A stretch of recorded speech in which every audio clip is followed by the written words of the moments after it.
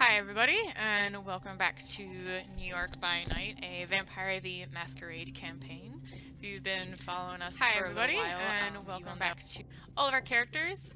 But before we get started, for anybody that new or needs a reminder, we will have little character intros. So first, we will have Articus as Felix Coate. Go ahead. Bonjour, I am Felix Coate, wanderlust French Canadian Tremere who spent most of his time with the spirits and trees than with any of the kindred. He found himself talking to an old soul, a Benedict, and got some information about what may be lying down in the sewers. You know, with Felix told not to do, he definitely gets more curious to do, so we'll see where he goes with that. Next, we will have Tree DTY, or Chard, as we know him, as Roland Jacobs. Hello, my name is Henry Kemp, but please call me Roland. Back when I was able to run around during the day, I made a few enemies in the US government, and I would enjoy it if they never heard my name again. I recently moved to New York to get in with the Camarilla to release my sire from a blood hunt, but I'm pushing that aside to run my business, The Rebel's Kiss, and raise my child Clementine. And if some Setites get pissed along the way, so be it. Next, we'll have Zabani as Angel Vargas. Name's Angel. Well, it's Julio Angel Vargas, but most people just call me Angel, and I'm a Toreador. Now, I know what you're thinking. He doesn't seem like a Tory. Nah, I'm not like a painter or a poet or a musician or some shit. But you get like the V8 on a 1966 Mark III Shelby AC Cobra cycle engine, right? Puts Led Zeppelin to shame. Know what I'm saying? After my time in the war, they even gave me my own shop, Celestial Customs. I do still have to do some custom work for them, though. Then we will have Modi Ansas as Nate Ward. Hello, I am Nate. Hello, I am Nate Ward. I was born a revenant and was raised by the Zmisi Elder. I only knew his father. I felt nothing but hatred for that monster, and during the war, I saw my opportunity. I sought out the Camarilla and divulged all I knew about him, his home, his business, and those he associated with. As my reward, I was embraced by Claudia, the Bruja Primogen. Now I seek to fight for this new life I've been granted, and live, as I've never had a chance in life. Next, we'll have Elvish Dame as Dr. Kim Brown.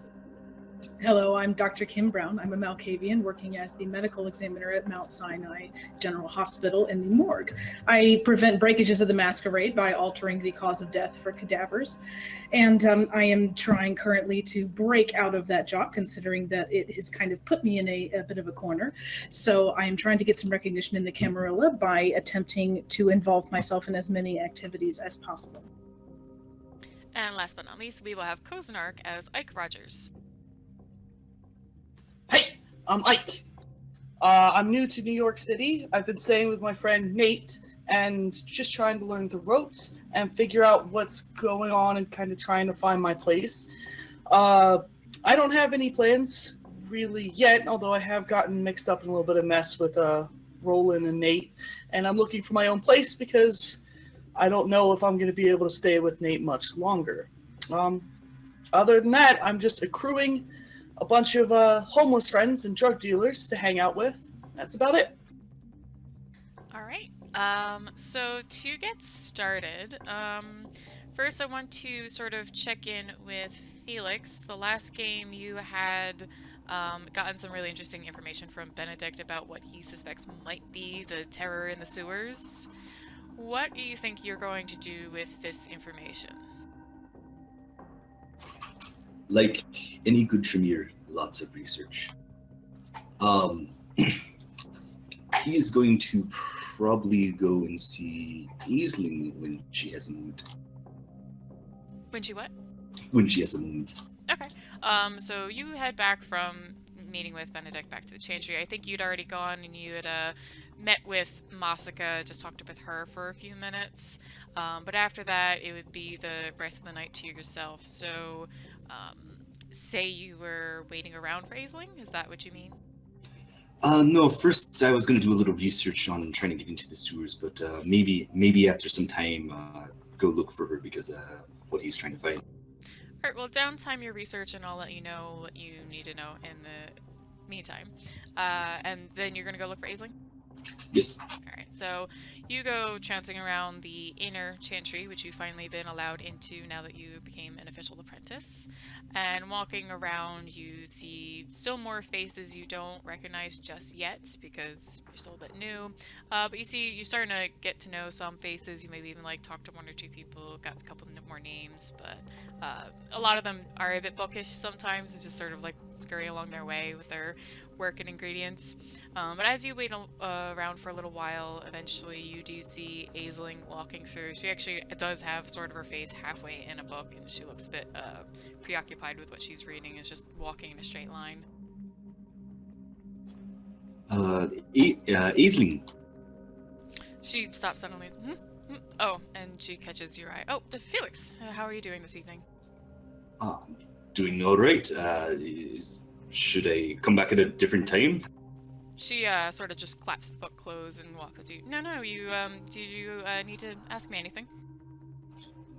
Yes. I have some more information about the crocodile monster. Oh, do you? And since you're in the sort of the commons area, she points over to a couch and she sits down with it, puts her book beside herself. You see, it is just like a lot of the other books in the library, an old, thick, leather-bound tome. It's got some either like Latin or similar ancient alphabet on it. I am now very thankful I took linguistics and I didn't do that intentionally. I take a seat beside her and I go, so I met with Benedict. I think you've mentioned this before, yes. So did he get you any good information? Yes. He talked about some of the dealings down in the sewers that it might be from his knowledge to God, I can't say the word. Shimizi, yes. Did he say why he thought that might be the situation? Something about the supernatural candle melty skin. But he said it shouldn't, if it was a Shimizi, then it'd be a pact of them. Aisling actually leans back a little bit on the couch and sort of smiles, but it's not a very humorous smile. Just, I think when I saw that corpse, I had some suspicions myself along those lines, and yes, why does he think that it would have to be more than just one or more than a small pack that's hiding in the sewers?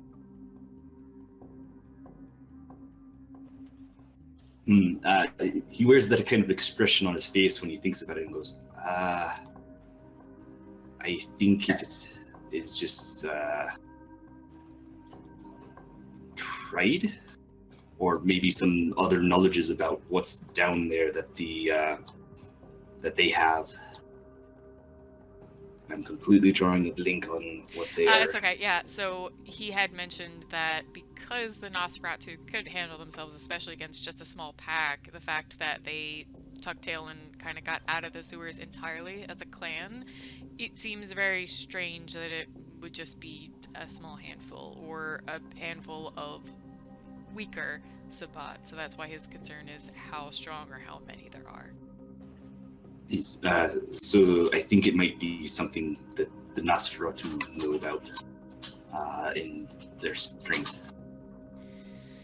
I understand, yes. Well, that is very troubling if it is indeed some, not just Sabbat riffraff, but some strong Sabbat wandering around down the sewers. That means they're just underneath our feet, and who knows what the hell they're up to, especially if they're terrorizing humans.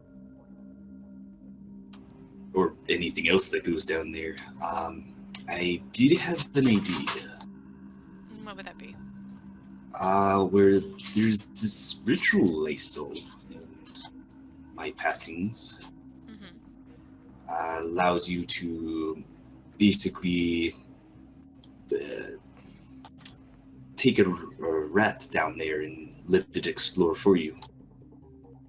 That sounds like the Watcher ritual, where, yes, you can essentially enchant a rat or others, maybe small rodent, something similar, to more or less be a small camera for you.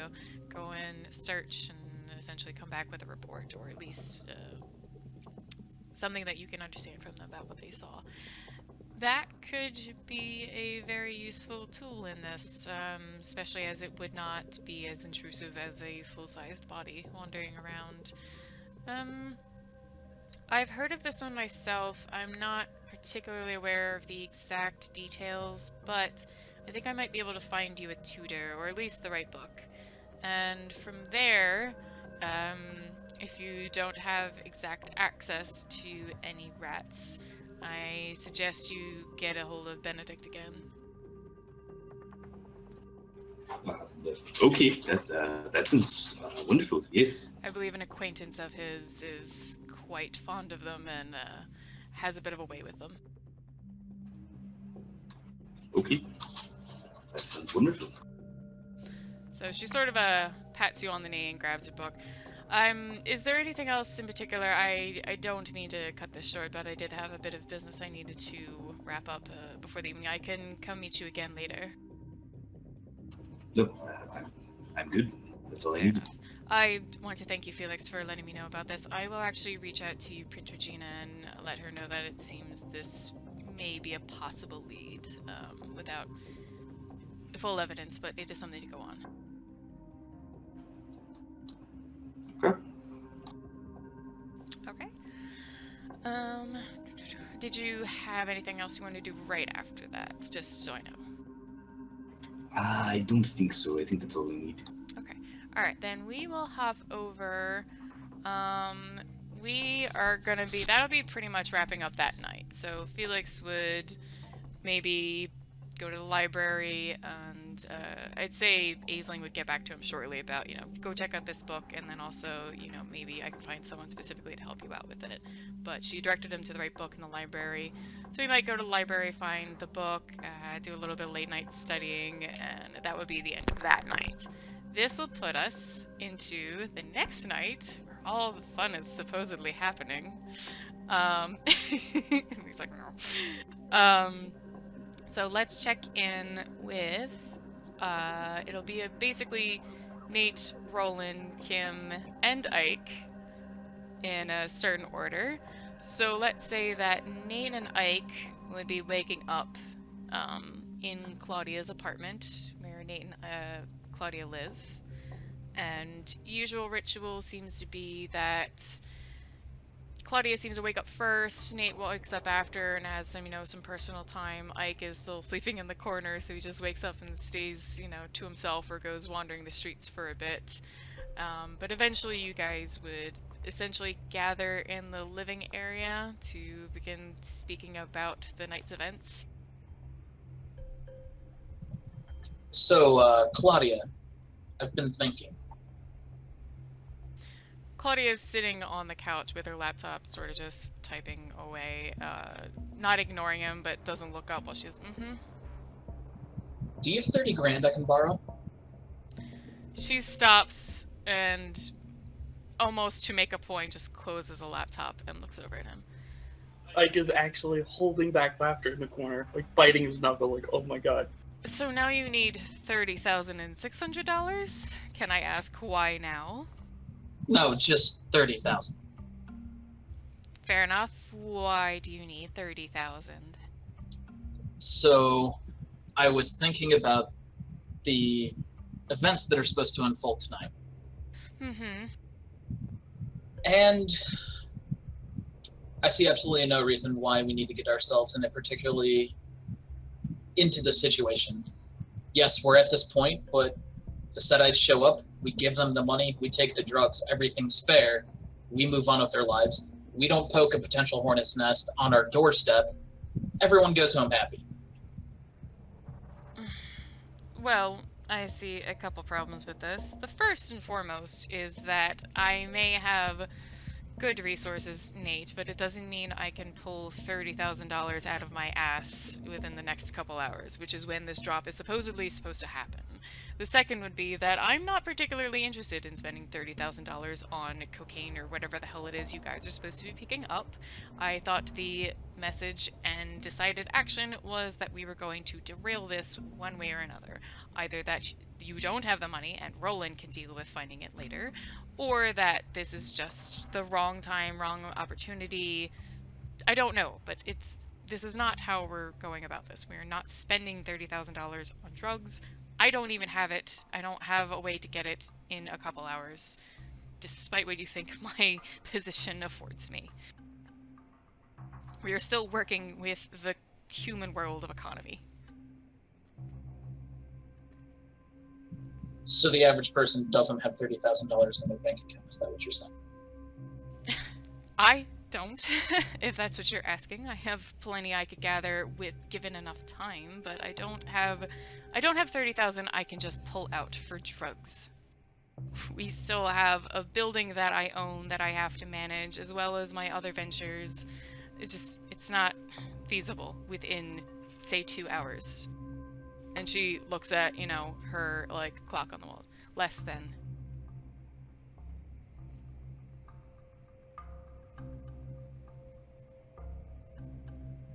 Well, it wasn't worth a shot.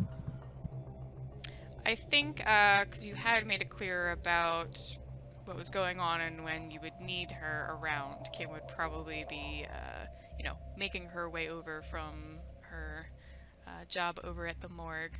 Is she showing up in scrubs or civvies? Actually, she typically walks most places, so yeah. Okay, so scrubs it is then? Yeah. I was just curious. She might take her lab coat off. I just want to see when we finally get to see Kim in some normal clothes. She probably came from work, man. It's pretty much what she does. Alright, so shortly about this time she would arrive, and yeah, you are actually from Mount Sinai, quite a ways away if you want to walk, but so that would probably be you more so wake up, maybe go to work because you live nearby, just do some paperwork, and then have to head out to make it there by about this time of the evening. Okay. So, you arrive at the apartment building that Claudia owns. Nate, has probably had you come by before, at least given you the address, and it is designed in a way as you go through it to see that there are outward-facing apartments with windows and all as far as you can tell, but there's almost like an inner circle of apartments so that all hallways have essentially no sunlight reaching these apartments. And you can tell very, easily that this is sort of designed especially for kindred living. Okay. So, she, I guess, does she have to be buzzed in, or can she knock on the door?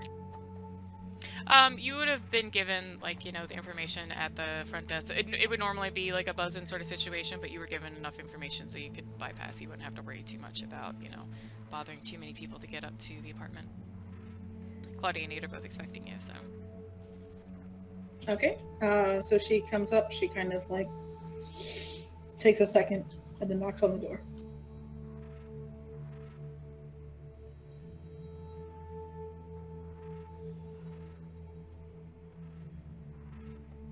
Hello? I was just gonna say, as Claudia looks up, is no one going to get that? Fine. I'll answer or with that, Nate will get up and answer the door. Not my door. Kim, thank you for coming. Of course. So am I going with you, or am I staying here to wait for you? Have my little cooler. I mean, I don't necessarily want you to get involved with all this, and that's why all I was hoping you would do is stay here and, triage anything that potentially comes up. Ike walked beside you to the door. He's by your side. Oh, hey, Doc. Hi. I had told them I didn't want to be involved, and they made me, so you're lucky. They made you. Well, no, I agreed eventually, but They ask me a lot. Hold on. You agreed to it, but they made you. Oh yeah, I'm just gonna help look out. I don't steal drugs though, so. Good. Okay, what is going on? Claudia just runs her fingers through her hair and sort of scratches the back of her neck. Nate didn't tell you all the details, it seems? I was thinking discretion would be better in her case, that she wouldn't have to lie if she didn't know anything. I suppose, but she is a friend of yours, it seems, and may better be suited to help you later if something goes wrong, if she knows what's going to possibly go wrong. While I agree, I understand where he's coming from as well. Well, if you're fair enough not asking more questions, it's between the two. Oh, I'm asking more questions. It's more up to him to answer them or not. Well then, let me start at the beginning. We had discovered that the Setites, I don't know if you're familiar with them. Not as such.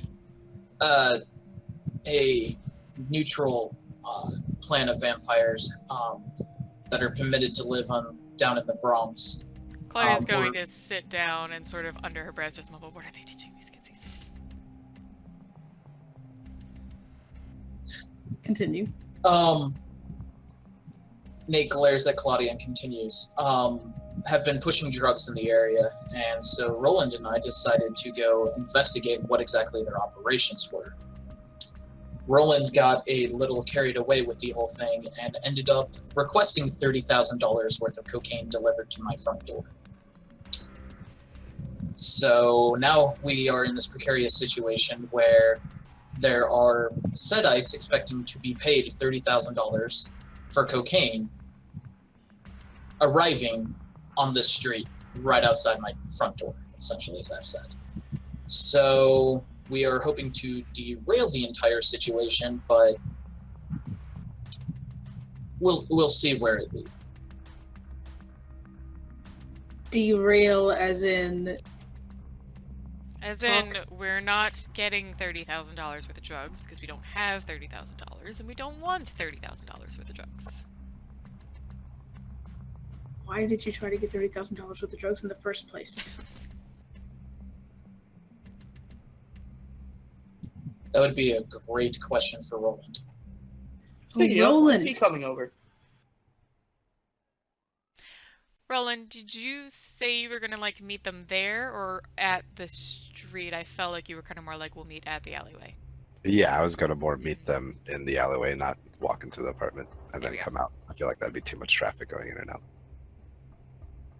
Is he bringing his child with him? I really hope he is smart enough not to bring Clem into all of this. I do too.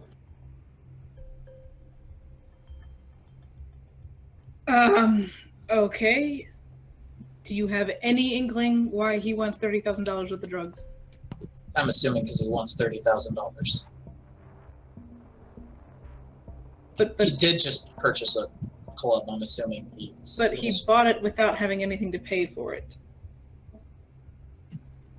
No, I'm assuming he paid for it and now just would like more money for things. I don't know. I haven't asked.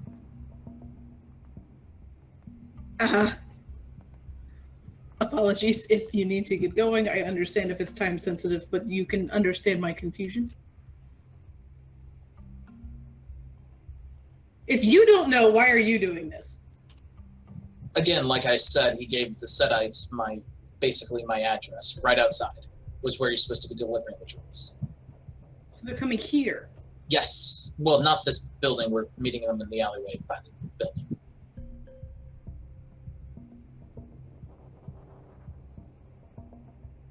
And you're still going to do this because...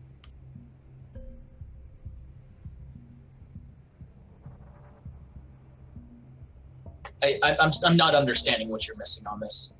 He told them basically our address. So We're trying to derail the situation so Roland doesn't go steal $30,000 worth of cocaine from a bunch of drug dealers in service to the Setites, who are known for particularly nasty ways of retribution for any harm to their business. We're looking to not start a turf war literally on my doorstep. Okay. Gotcha. Okay, then. I'll just wait here, I guess. Thank you. And I need to get ready. And Nate will go to his bedroom to put on his Mask of Gregory. Okay, then. So, Doc, how are you? Not working right now, so it could be a good thing or not. We'll see what happens, right? I looks at your cooler. I mean, you're kind of working though, aren't you? Yes, but I'm not being paid right now, so. Ah! That's a good point. Do you want, like, $5? $5? I've got $5. These are worth a little more than $5, but thank you, I appreciate don't have it. more than $5, I'm sorry. That's okay. It's all I'm right. just gonna laugh. You wanna sit down while we wait? Sure. Hi, Claudia. Hello, Kim. It's good to see you, despite the circumstances. How has things been with work? I mean, it's work, dead people and fixing them up. I hope your sire is treating you well enough. Yeah, yes, he is. Although he is also busy as well, so he comes down every day, though. I'm sure I've read both of your papers when I get a chance. Really? Well, I like to keep up with our community. I am a Primogen after all. Of course, I'm sorry. Don't be. Sorry, I didn't mean to make that sound pompous. I just meant sort of the thing you have to do. Sure, yes, of course. Real quick, I would like Nate to roll a willpower. Or do a willpower roll, however you want to phrase it.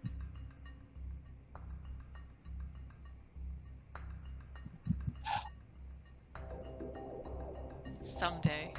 I always think that click the D10 button means select D10s, not roll 1.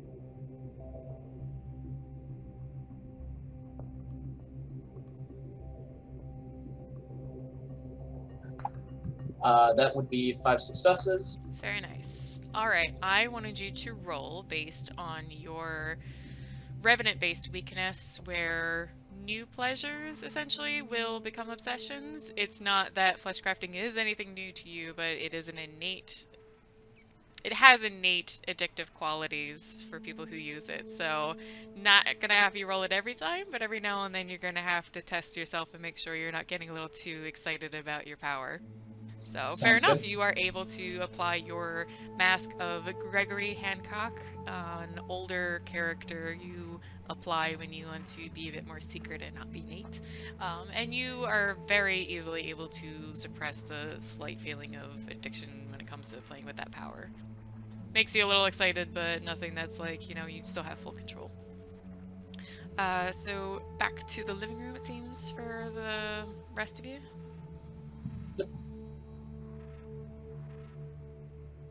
So Claudia looks up at the clock and says, as far as Roland said what time he was expecting all of us before the drop, I believe we should get moving. Yeah, I'll head out a few minutes before the rest of you and meet Roland down on the street. Don't die. Yes, Nate, please don't. I will try my damnedest. You have your cell phone on you? Of course. Alright, well, Ike and I will be up on the roof watching.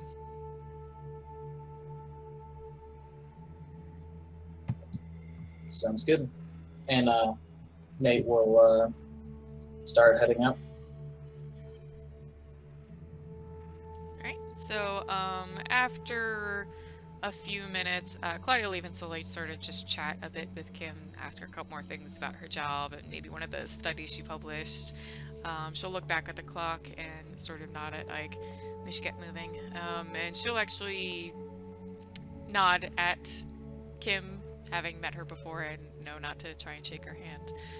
We'll be back hopefully in one piece. If not, I have your cell phone number. I got it off of Nate, and we'll just be in touch.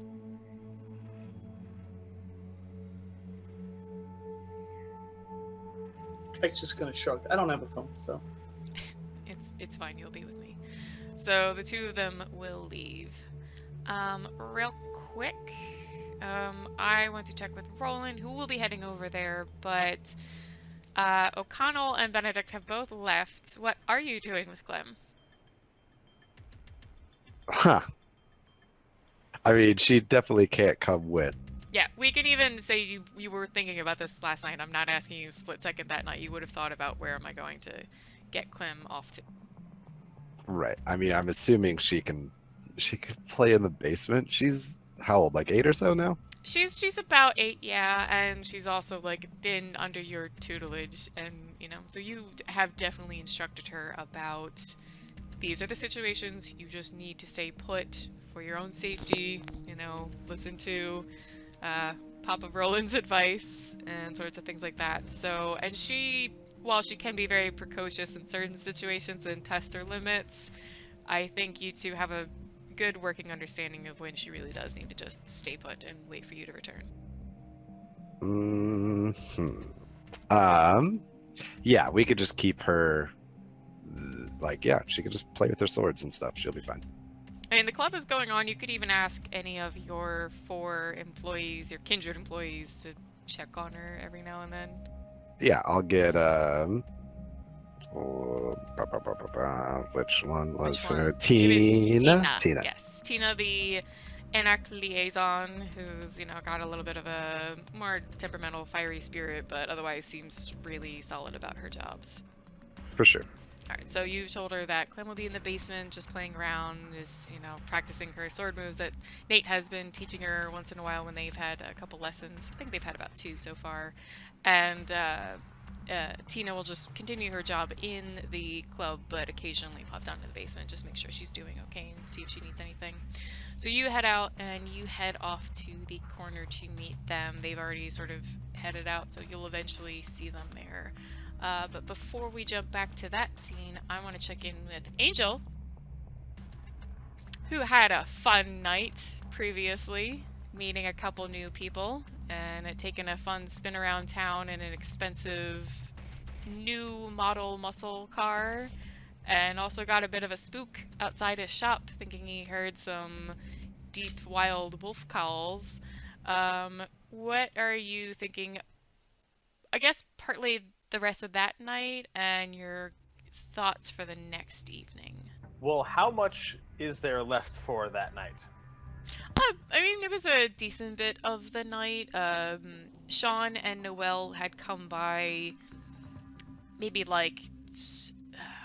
not too late. Like, you have a late running shop. You guys are obviously working throughout the night. Not necessarily customers come by, but so they thought they'd stop by at 11. You guys were out running around for an hour, came back, hung out with them for half hour in your shop. So, middle of night, but still plenty before morning. Alright, then actually that night I'd be interested in going to see Agnes. Okay. And then the next day, if I don't get any information from Agnes, I want to see if I can go get some deeper information from our local Nosferatu. Okay. Yes, they'd still be there that night. You met Benedict and everybody? I think I might possibly have seen Benedict in passing. I was honestly thinking more along the lines of the Nosferatu that have been in the city for the past decade, not the 2 that showed up recently. Fair enough. That'd be fun. But if I randomly come across the 2 that showed up in the recently, I don't think you really met Benedict and Sunshine specifically, and I don't think you would know that they were at the club. But yeah, because I was there at the club and I saw him and I might have even spoken to him for half a second, but that was the extent of my conversation. But actually, you were in the war, so you would have met at least a couple Nosferatu and would have known where to go. Those are the ones that I'm talking about. Yeah. All right. So let's have you chat a bit with Agnes. But that's probably tomorrow, regardless. Yeah, that's fine. But let's have you, you decide to swing back to your sire Agnes's house, her large brick house, with the gorgeous garden, despite it being the end of winter out front, and very classic style place. It's got terraces and lacy windowsills, things like that. So you arrive, and you know that she's pretty much always welcoming to you. It's never really a surprise when you come by. So you knock on the door out of politeness, and she lets you in. Oh, Angel, it's so often this week. Come in. And I go in. Is everything all right? Yeah, just I had a question about the two Toreador that you wanted me to show around town.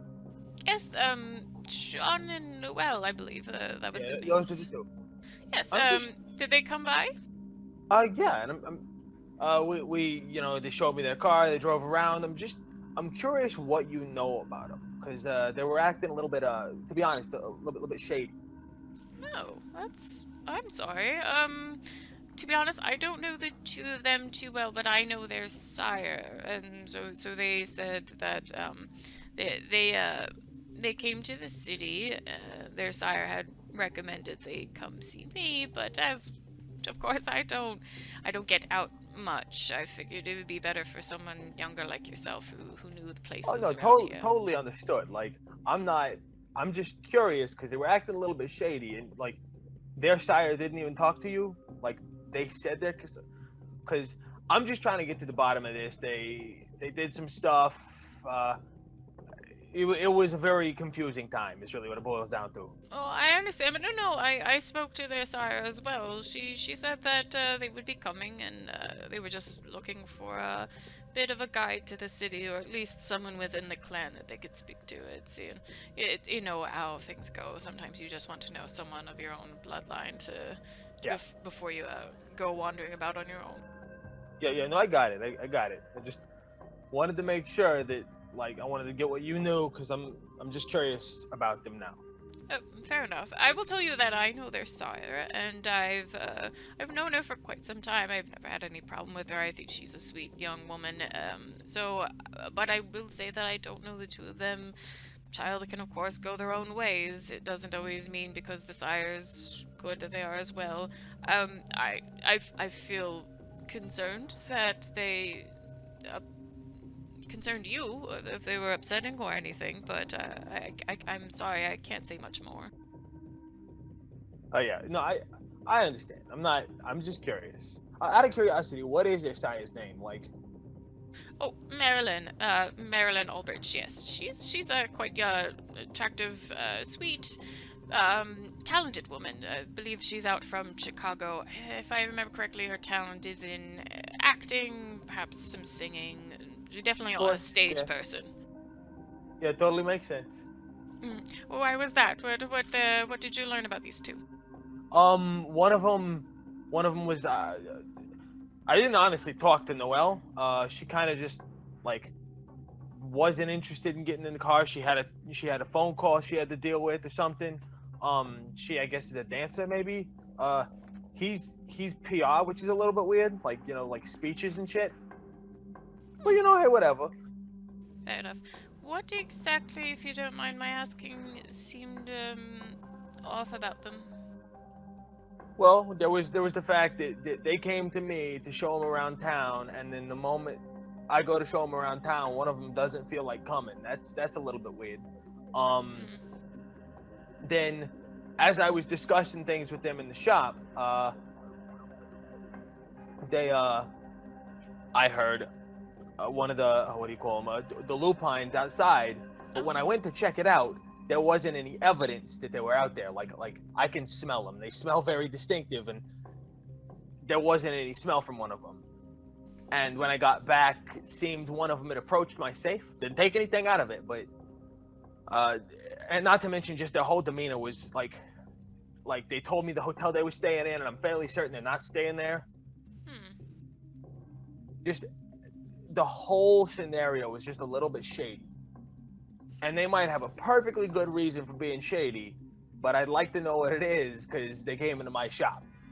Of course, that's your domain. It is your place to protect, and no one should upset you or cause any harm or distrust within your domain. You have every right to. But on the other hand, if they do have a good reason for being a little bit shady, I don't want to screw over, clanmates just because they got personal problems. I'm just curious what's going on, and wanted to know what information you had, so I can get to the bottom of this. Fair enough. Well, my recommendation would be that if they present themselves to you again seeking friendship or further information about the city, you obviously keep an eye out, but be open, and if they do not seek you out again, then I suppose there's no harm done either way.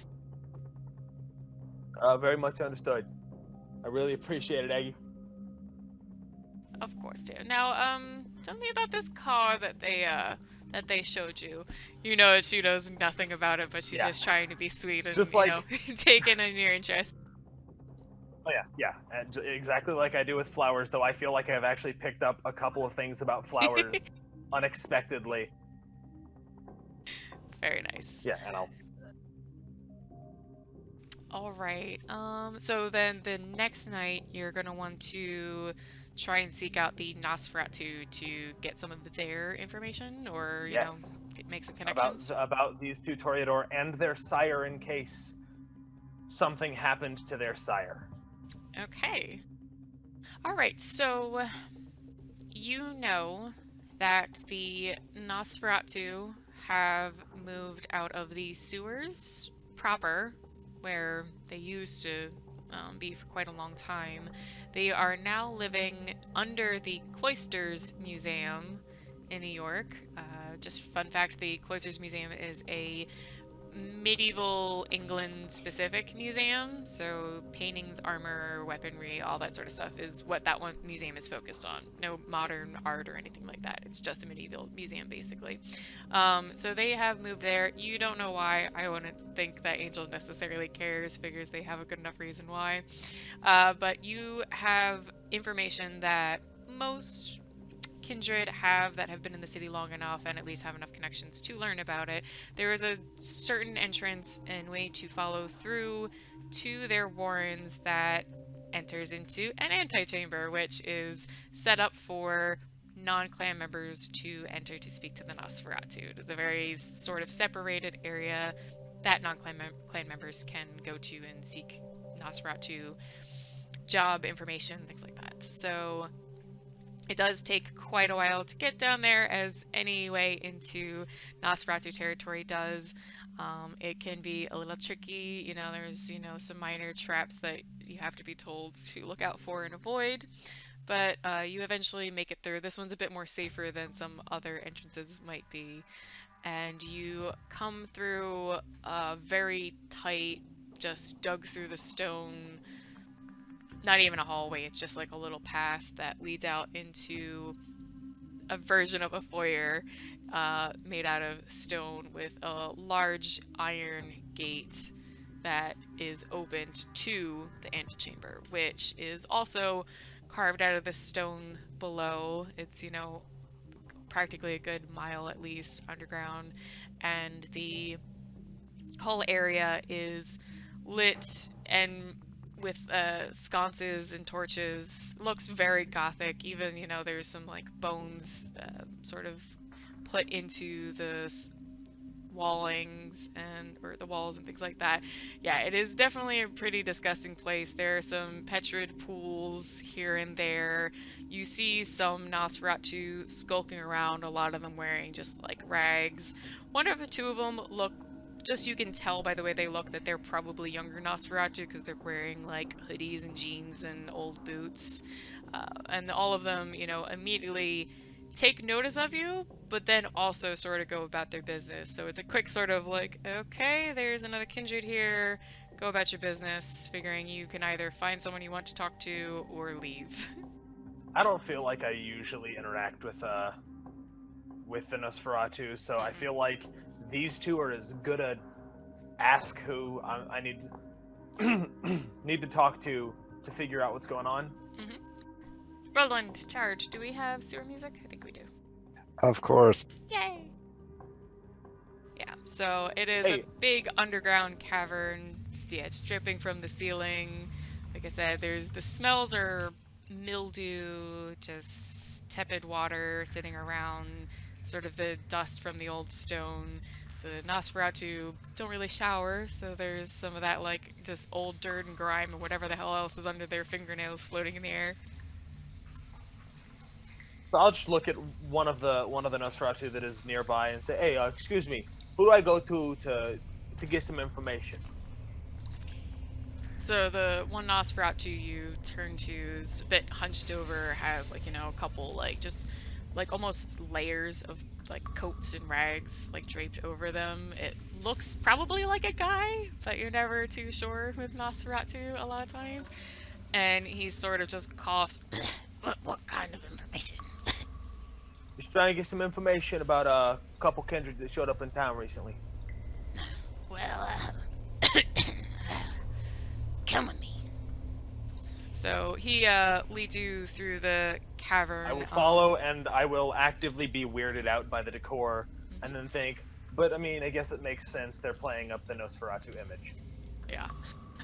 You see in the antechamber there are really, like, secret pocketed little ways that are go off in other directions. You've been told well that once you enter the antechamber, you don't go anywhere you're not, you know, instructed or led, so just avoid all those sort of little pocketed areas.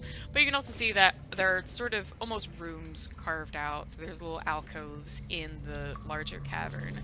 And this one Nosferatu's got, like, not just, like, kind of hunched over, and his gait is a little, like, slower, a little, like, seems like he might have something wrong with one of his legs maybe. And he leads you over to one antechamber. You see from his back another Nosferatu. He's actually quite tall and got a decent, like, build to his body, like, kind of hefty, a little bit of muscle in his back and arms. He's wearing pants, but nothing else up top. He's got really ragged kind of rat ears and sort of, like, wrinkled, you know, skin down the back of his neck. His arms, however, do look still, like, pretty toned and muscular, and he's just facing a table working on some things. He's got a coat nearby that looks almost purposefully grimy and disgusting, and, like, the pockets are, like, bulging full. It almost looks like there's some candy inside one of them. And the Nosferatu that led you up there just coughs again. Gerard. And the what name did he say? Gerard. So the Nosferatu turns around at you. I would say you very vaguely recognize him as maybe having seen him at a meeting for the war, but wouldn't have, like, known him by name or anything like that. And with that, we'll jump over to somebody else. Let's see, how about Felix? What were you last doing? You got your book and went to bed, basically, right? Alright, so I slept specifically with the book. So what are your plans for the next evening? Well, let's see. Possibly going to the hospital to poke my favorite doctor. Okay. Dr. Ferguson. I mean, Kim. Alright, so you head over to the hospital, like, first thing in the night? Or later?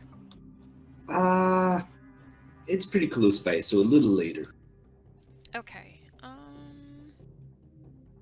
I'm gonna basically let you and Kim decide if you run into each other or if Kim has already left.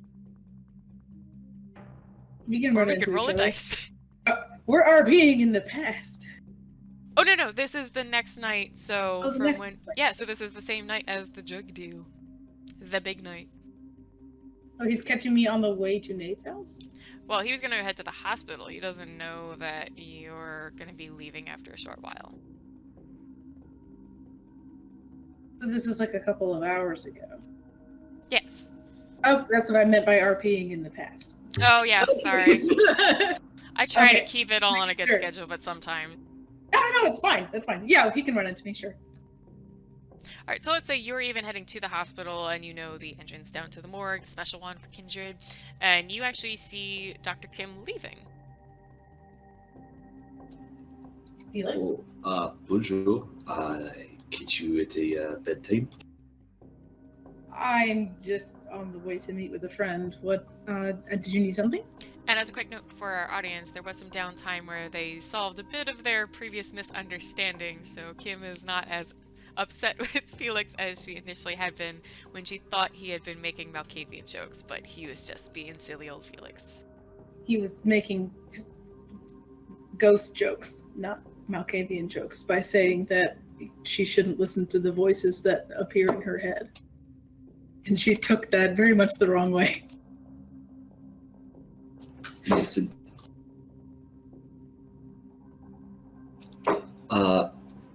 Doctor, I mean, I could walk with you if you're in a hurry. Sure. It's gonna be a long walk anyway, so. Yeah, exactly. Normal day for Felix.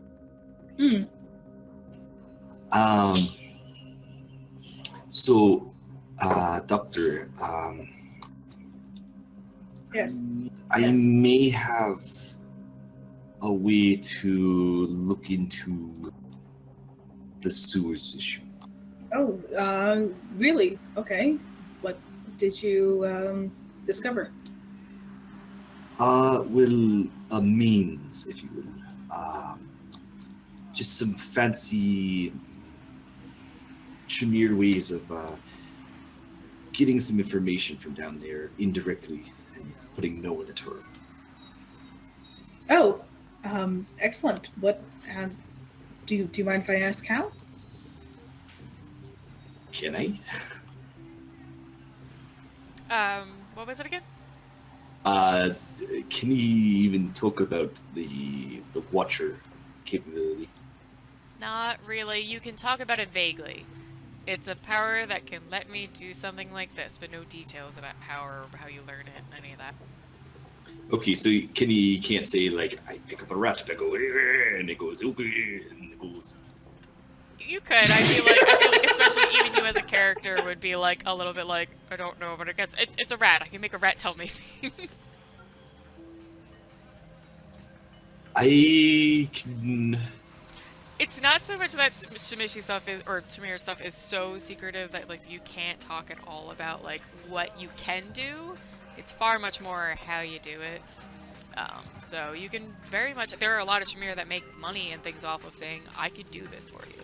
Especially things like doing protection spells on houses, so. Okay.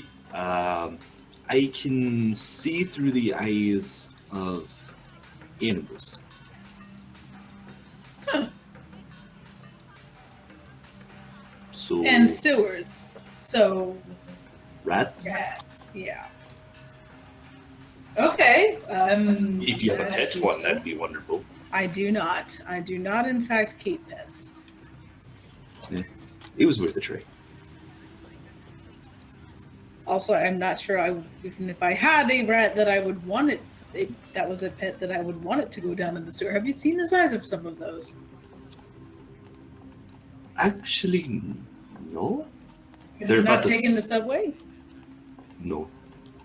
Ah, well, take the subway and you'll see them. They're about a foot long. They're big. That's much bigger than a squirrel. Yes. No, yes, I can peer through their vision for a night.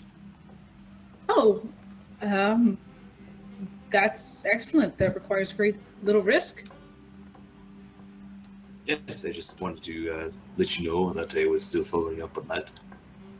I haven't seen any other ghosties around. Okay, fantastic. Let me know if there's anything that I can do to help. Not currently, no, but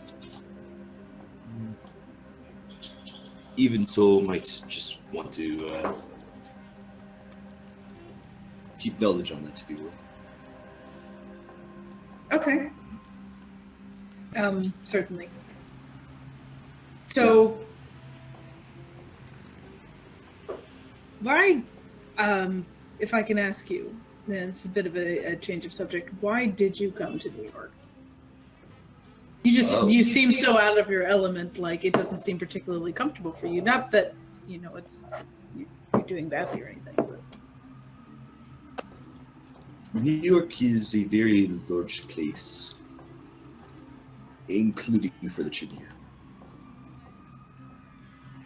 Okay, I mean it's a very large city, but I'd heard that being out in the wilderness, the world seems a lot bigger out there than in a city. It's definitely bigger in some ways, but very small in others.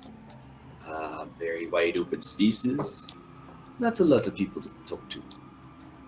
Like very much trees, not a lot of books. Oh, so you were coming here to basically learn. Okay. That's admirable. I found my capabilities of going any further with dealing with the aberrations to be stifled. So I needed to improve myself beyond that, and well, one thing leads to another, and suddenly researching how to watch the visions of rats. Yeah, I see that. What were you doing before you came here? Mostly hopping city to city, town to town. Well, not really cities. This is a city, apparently. Mostly just towns to towns, and having chats with people in the cemeteries.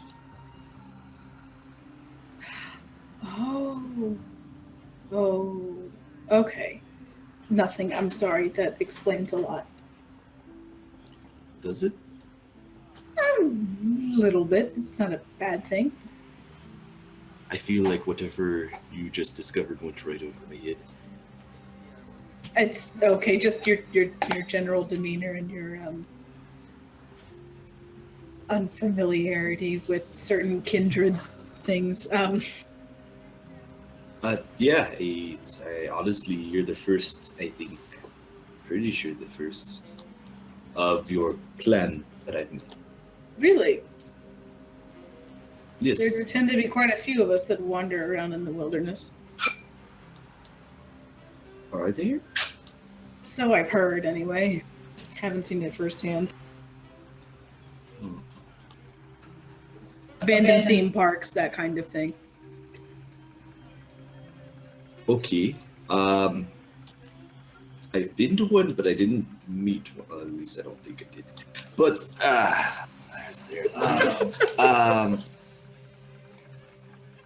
recall some bad memories of things. So where, if you mind, I should say, where are you headed to? I am going to go see my friend Nate. I'm trying to remember if he heard the name Nate. Yeah, you were at least at the club, and you, Nate, and Roland kind of made the almost together deal to he'll get satellite information and he'll get information about the sewers. It was almost like between the three of you, except you're more so getting the information about the sewers first, at least, and then he's going to be getting the satellite information from the rest of them. Okay. So he actually more remembers Nate, not just because of Roland, but he more remembers the ball of angry kindred in the car. Oh yes, and then you helped them with the frenzy situation a few weeks ago. I hate to say that Nate, but that Nate, yes. Oh, so okay. I needed to talk to him, or Roland, or him. I guess it'd be him. He's more the enforcer type. There was something I needed to talk to him about. Okay. Well, you don't have a phone, do you? I remember that. No, I do. I just It was in the other jacket. The one I gave to... Here, hold on. I'll give you his number. And you can call him. Sure. So she, like, digs in her pocket of her scrubs and pulls out her little notepad and writes down, like, looks it up on her phone and writes down the number, and then hands it to him. Oh, thank you. Certainly. Well, I'll leave you to your friends. Thank you. Nice running into you. Have a pleasant evening. Pleasure's all mine. So we're gonna hop back into the gang that is dealing with some drug dealings.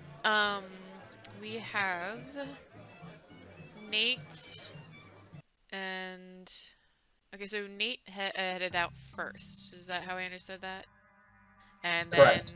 Claudia, so he's basically waiting in the alleyway by 13th Avenue. Claudia and Ike left a little while later and just basically took straight up the fire escape adjacent to get to the top of the building, and then they would walk over and sort of wait by the ledge to be able to like help watch out. Kim is back in Claudia's apartment, essentially waiting to be of service if any of them wind up back at the apartment severely injured. And so let's say Roland, who has left Clementine down in the basement of the club, their apartment essentially, told her to stay put and stay safe, and has someone checking in on her once in a while. He will be heading over to meet them at this point. So is it on me? Yeah. Let's have you pull up. Wherever you're gonna park, probably further away, but... Well, Marty said he wanted to do, or Nate said he wanted to do more of a power move that I referenced, so like, I wouldn't really get out of the car. He needs to get in the car. Wait, say that So, again? Marty, when we were discussing like our plans for what we were going to do, so I have no idea Marty doesn't want to go along with this. He said during the last game that he wanted to do kind of like a power move that I like discussed, of like show up in the car, tell the guy to get in, you know, and then we could to kind of separate him from anyone else that was there. So I would kind of stay in the car and get Nate in the car with me, if that makes sense. I gotcha. Cool.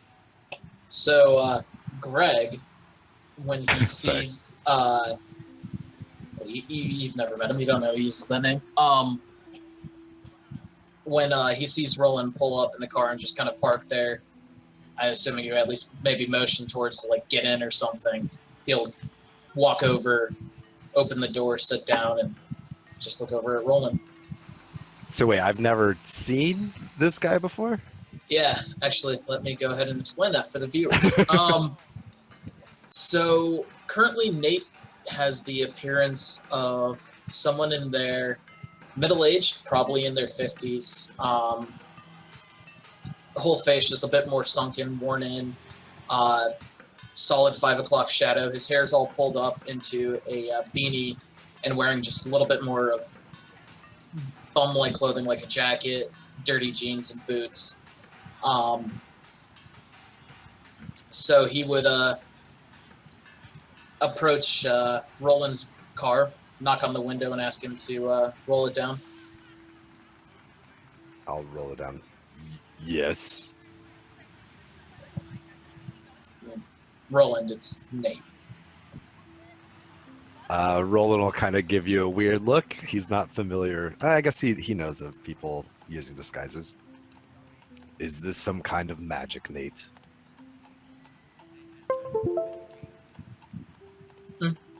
Probably. Yes, and I'll unlock the door and let him get in. And I'll go ahead and give him a seat next to Roland. I would like to kind of drive around the block and do maybe like a streetwise check to make sure there's no like cars that are just kind of staked out watching the drop-off area. Sure. All right. So you go to take a spin around the block. I need you to roll perception and streetwise at 7. You got high streetwise, but still it's a little hard sometimes to tell the difference between someone who's just waiting for someone and someone who's maybe staked. 5 successes with 2 10s I can reroll on. So 6 successes. Okay. So at 6 successes, as you take your little spin around the block, you don't notice anything that stands out to you as a stakeout car. You see a couple cars that may have someone sitting in there like on their phone, but they don't look like they're watching the street. So you're pretty sure they're not actually watching the street. They're just someone waiting, or they just parked to like make a phone call.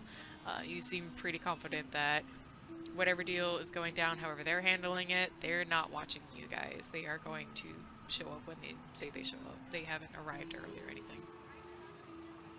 So Nate, I was thinking about it. I think the plan would work out best if we pretend like we're suspicious of him, stake him, take the drugs off him, and maybe dump him somewhere far away, no phone.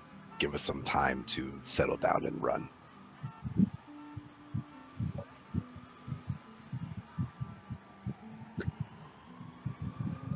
That would be one way of approaching the situation. Roland, what exactly do you know about the Setites?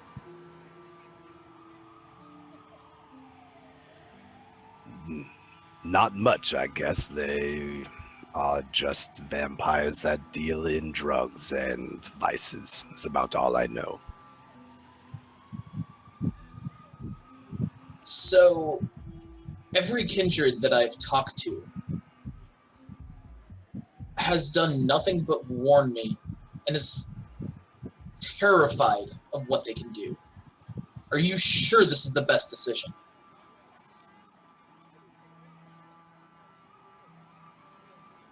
Nate, before I became a vampire, I was wealthy and did things that maybe not have been the best and maybe have been too risky, but I never regretted any of my risky decisions. Just because everyone tells you not to do something doesn't mean you shouldn't. Just mean maybe they don't have the courage to do it themselves, or maybe they have morals against it. Doesn't mean you have to live your life the way they tell you to. And you never stopped once to think maybe there's a reason people have these safeguards put up, these reasons to not do things? Roland will find a parking spot. I'm assuming that's not very easy in New York. But no, but it's actually more of the area you picked, the street, is actually a bit more dead. It's some apartments, but there's a little bit of extra space. It's way harder when it's near buildings and restaurants and places like that. In residential areas, it's not always hard to find like a little like quick, just, you know, you can park for a little bit. Awesome. Yeah, if we can find a parking spot that kind of gives us a view of the alleyway to see whenever the guy comes in and drops it off, that'd be great. And I'll turn towards Nate and give him a little bit of a look. Nate, you aren't scared, are you?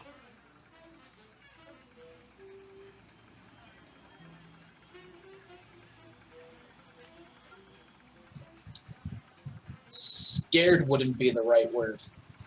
I'm more of, I guess the best way to put it would be concerned for the ramifications.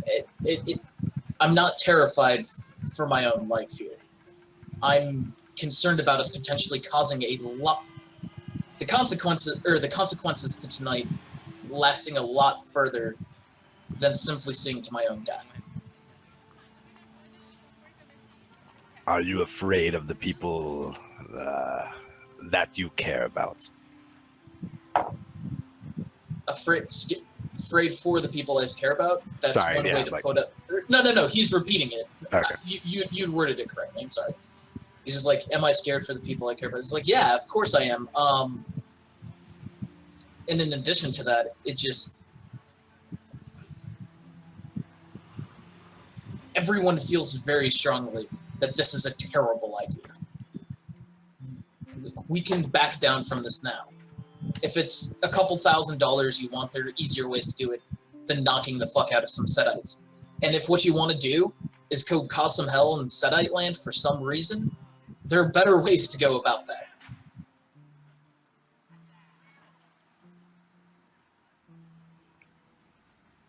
Roland kind of like just stares ahead a little bit and just like kind of gets lost in thought, and then like eventually just turns to you. I am about to get into an odd situation with my sire, and if I survive it is up in the air at this point. I want to be able to make enough money to secure Clementine. If you want to back out and don't want to go along with it for the people you care about, I understand, but please understand that I'm doing this for the people I care about.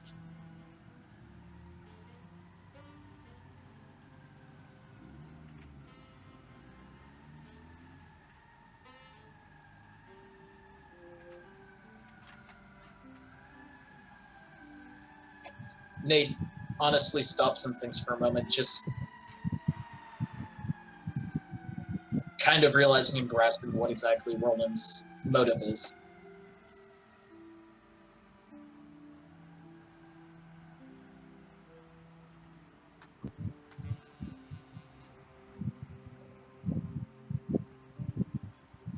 I just hope nothing tonight would get back on Clementine. If you're doing this for her, there are easier ways to get money with less consequences. That may be so, but getting quick money isn't as easy as it may sound. This is what I know. This is what I did before I was turned. This is how I made my money and my fortune, and the events that I made happen, and it's not the safest, I understand, but it is the way I'm going to do it.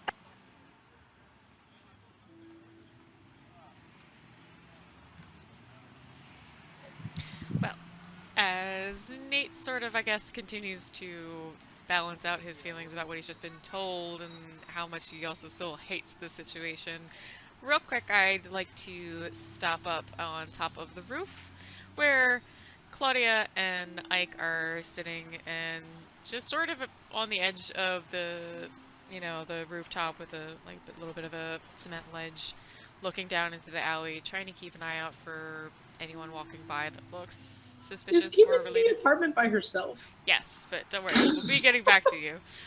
You're fine. And so Claudia is sitting and just watching. She watches closely as Roland and Nate initially drive off for a bit and sees them come back and park, sees neither of them get out, and can tell that the two of them are just talking.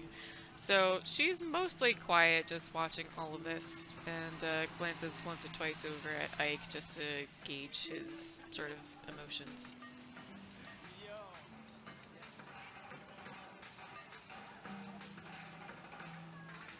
Ike is smiling himself and just kind of watching the streets and watching people go by, and like really, really calm, not at all worked up or stressed about the situation.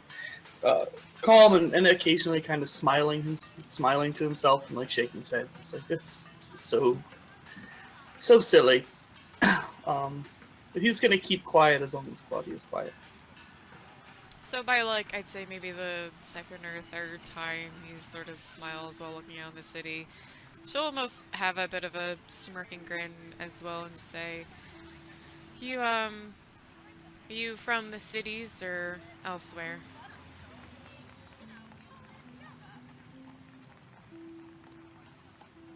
The cities. Well, when I was young, I was more like suburbs, But after, this, I lived in some cities and around, but I've been wandering for a long time through cities. They're comfortable now. That's where I feel relaxed, and I've made a lot of cool people in city streets, and weirdly enough, people don't seem to care that much when you're 13 and alone in a city.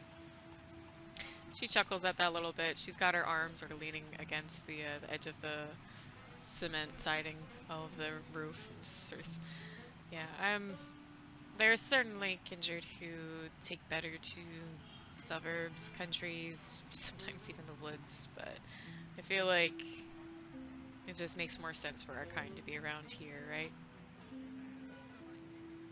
Certainly a lot more interesting. I doubt rural Alabama ever sees anything like what we're about to do tonight. No, I'm sure any kindred living out there are just eking out their own quiet life. There's definitely something to this second life that drives you to seek interesting situations. And there's almost like a tiny bit of venom at the end while she looks back at the car where Roland and Nate are sitting. Ike follows her eye line, looks at the car, and kind of laughs to himself. I'm not gonna lie. My only disagreement with this part is about stealing drugs, not hurting people. So I'm definitely no angel either. Claudia seems almost like make herself a little bit more comfortable and like leans more against the wall and says, "Yeah, no, I've never really had any problems with what most humans would consider necessarily, I guess, morally wrong as far as the law would go. You know, drugs and I guess it's just more the golden rule. But, you know, if you're already selling drugs, you've already put yourself in a bit of a precarious situation. It's somewhat outside, do as you do."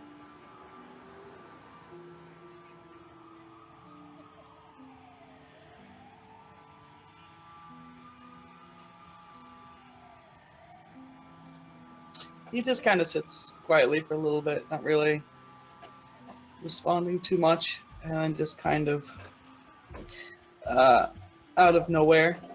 I know I'm really new, and like I said, I haven't had much experience with like the politics around here with, you know, our kind, but you're higher up, and the prince is higher up. Why are the Setites even in the city? Why are they allowed to be here? I know you told Nate, like, you know, they're not in the way, but it seems like as a matter of pride, you'd want to own your own city? Claudia gives a small, weak smile. Well, you heard what I said to Nate, and to you. You were in the room.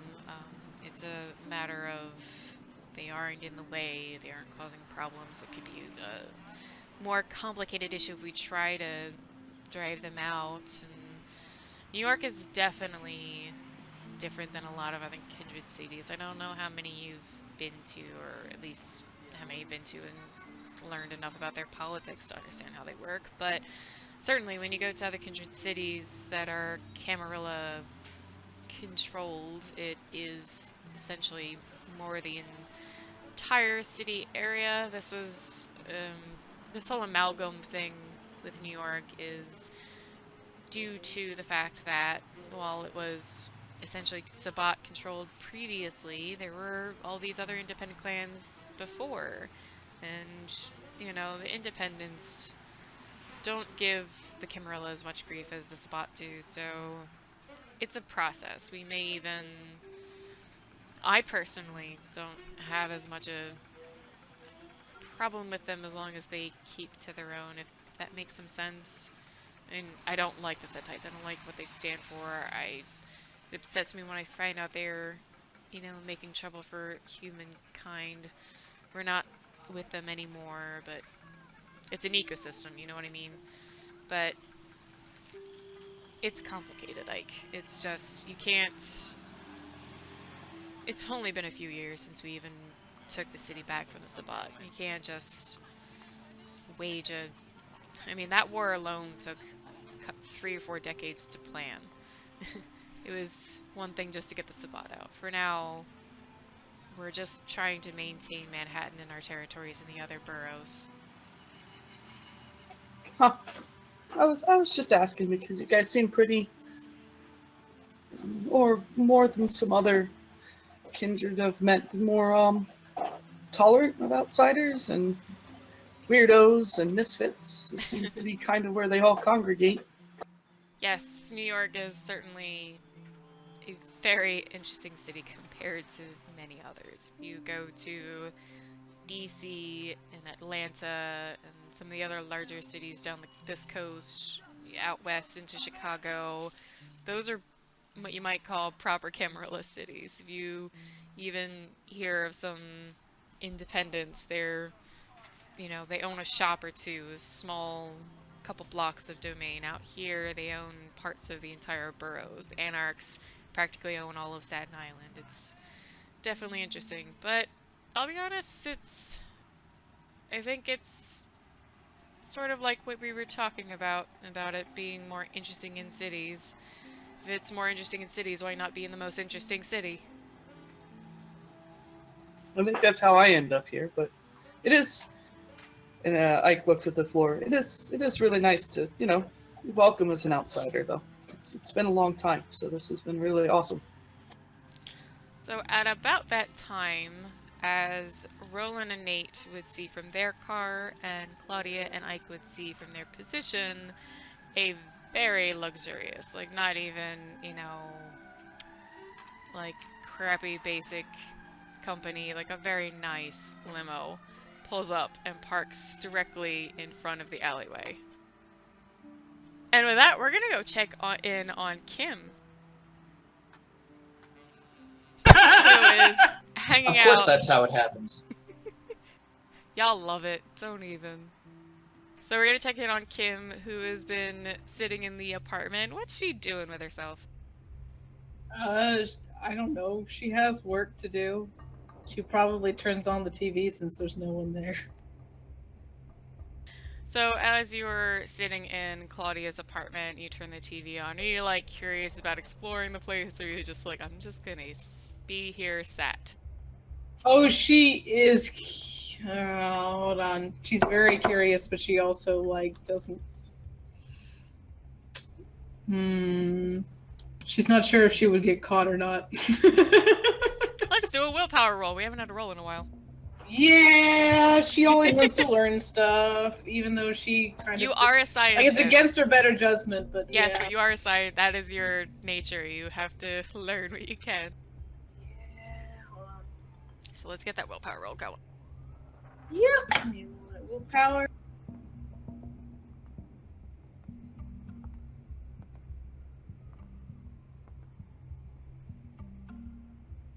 Okay, it is 7. Just make sure. No problem.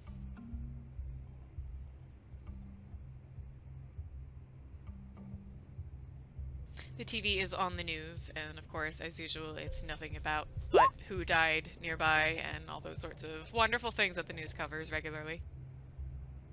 Okay, so only 2 successes. 2 successes, okay.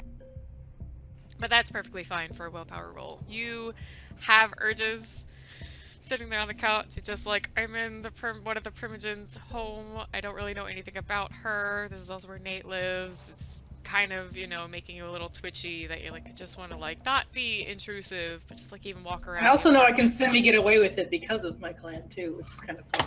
It's true, but so unless you choose otherwise, you cover your willpower roll. I would say it at least keeps you from being a little bit too nosy. Is her laptop right there? Yes, her laptop is actually sitting on the table. She didn't even put it away or anything. Is it locked? It doesn't have a physical lock. I mean, does it she left it open. She was really, you could tell from her, without even a perception roll, she was antsy. You saw her, she kept looking over at the clock. She was moving towards the door even before she eventually said let's go. So it's on hibernate, but you could probably get it back. It's only been a little while.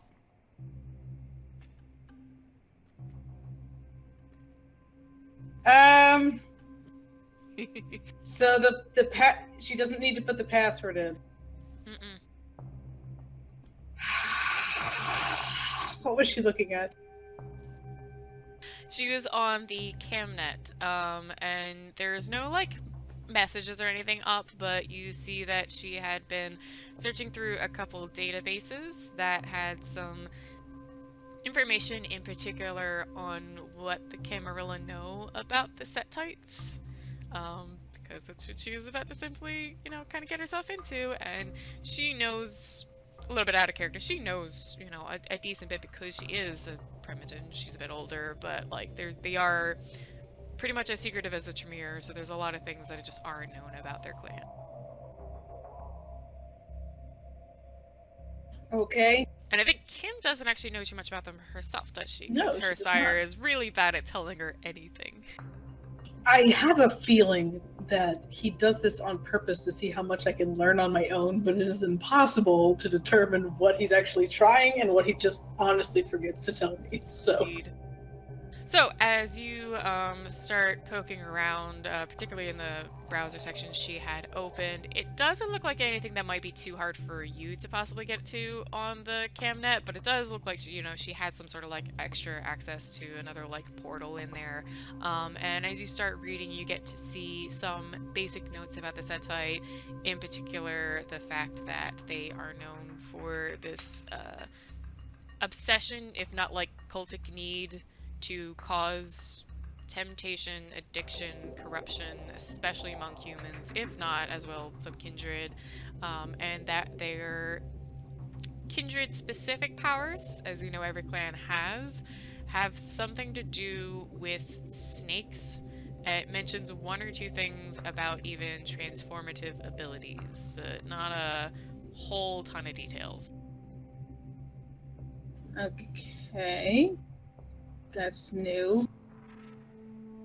Any other like clans or something that I kind of don't really know about? So which is pretty much all the Sabat clans or whatever, honestly. Like, she doesn't really know anything about them.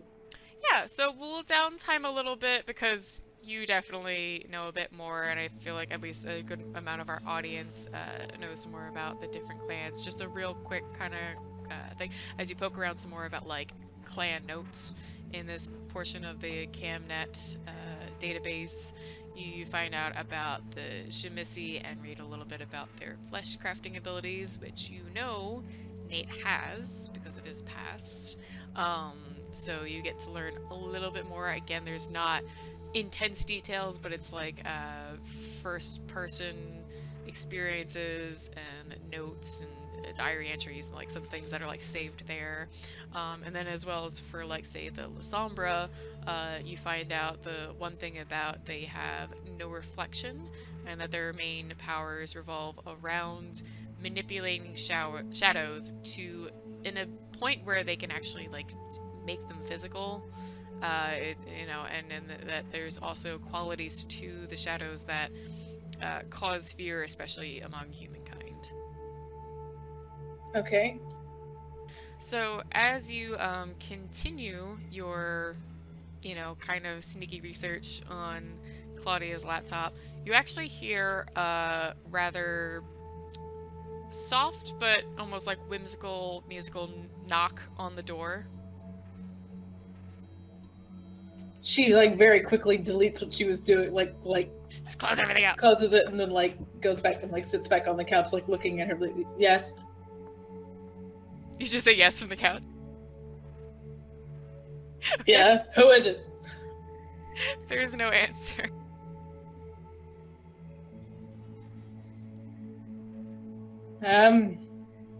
Is there like a peephole? Yes, there is like a little peephole in the door. Who is it? You don't hear anything. And you don't see anything either.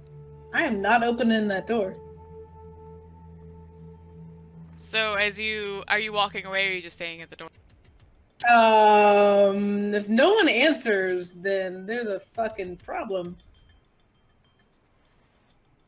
I am actually going to go around the corner and I'm going to obfuscate. Around the corner in the apartment? Yeah, like back in a closet or something. Okay. So, I think, alright, so you go around the corner and you go into a closet. As long as you are staying still, you can use obfuscate with, you know, and no problem. So you go into the closet, crouch down, I guess, like, kind of close the door, at least to, like, keep it, like, slightly peeked open. And then after a little while, you hear another knock that goes on a lot longer and seems to be to some sort of tune, though you can't necessarily pick it out. Unless you want to roll for it. What would I roll? Oh, perception alertness. It would just be like trying to actually... Or actually, let me think about... Wouldn't just be that. 2 seconds.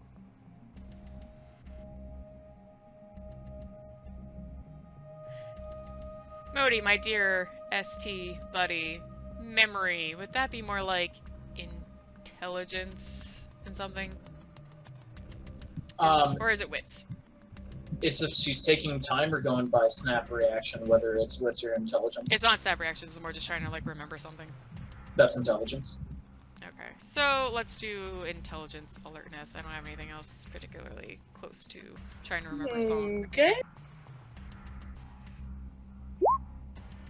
6 successes apparently on remembering a goddamn song.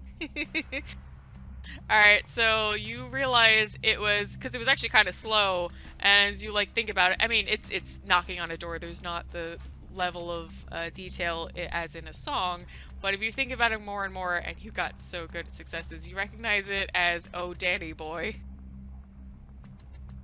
What the fuck?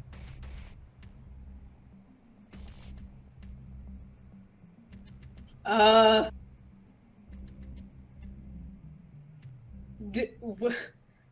not letting a random person I don't know who it is who refuses to answer into my friend's house.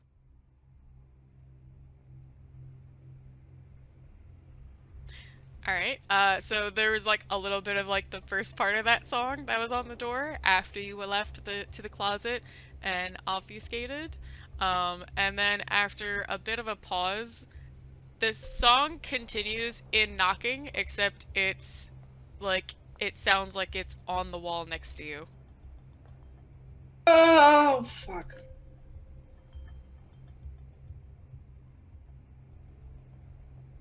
No. Go away.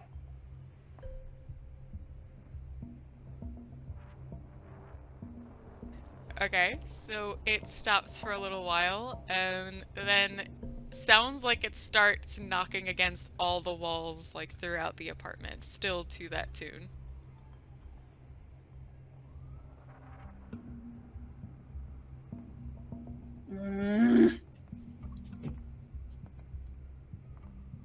Did you want to sing sea shanties next? Like, what?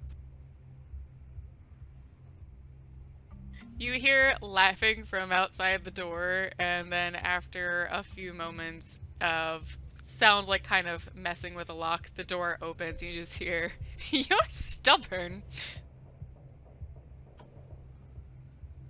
Maybe. So the door closes.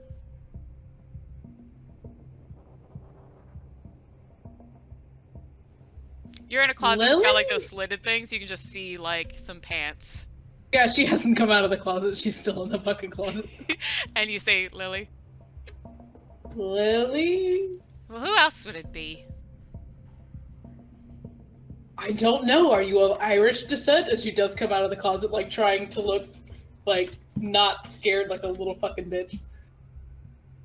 So Lily walks towards the couch, but she's got, like, a really weird gait. Like, she's trying to walk strangely, and then sort of heavily plops herself down.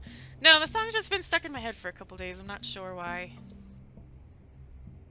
Did you visit an Irish pub? Not that I can remember. Things get stuck in my head a lot anyway. So. You know what? I'm sorry. What are you doing here? You said you wanted to learn how to use the thing, you know. Yes, but,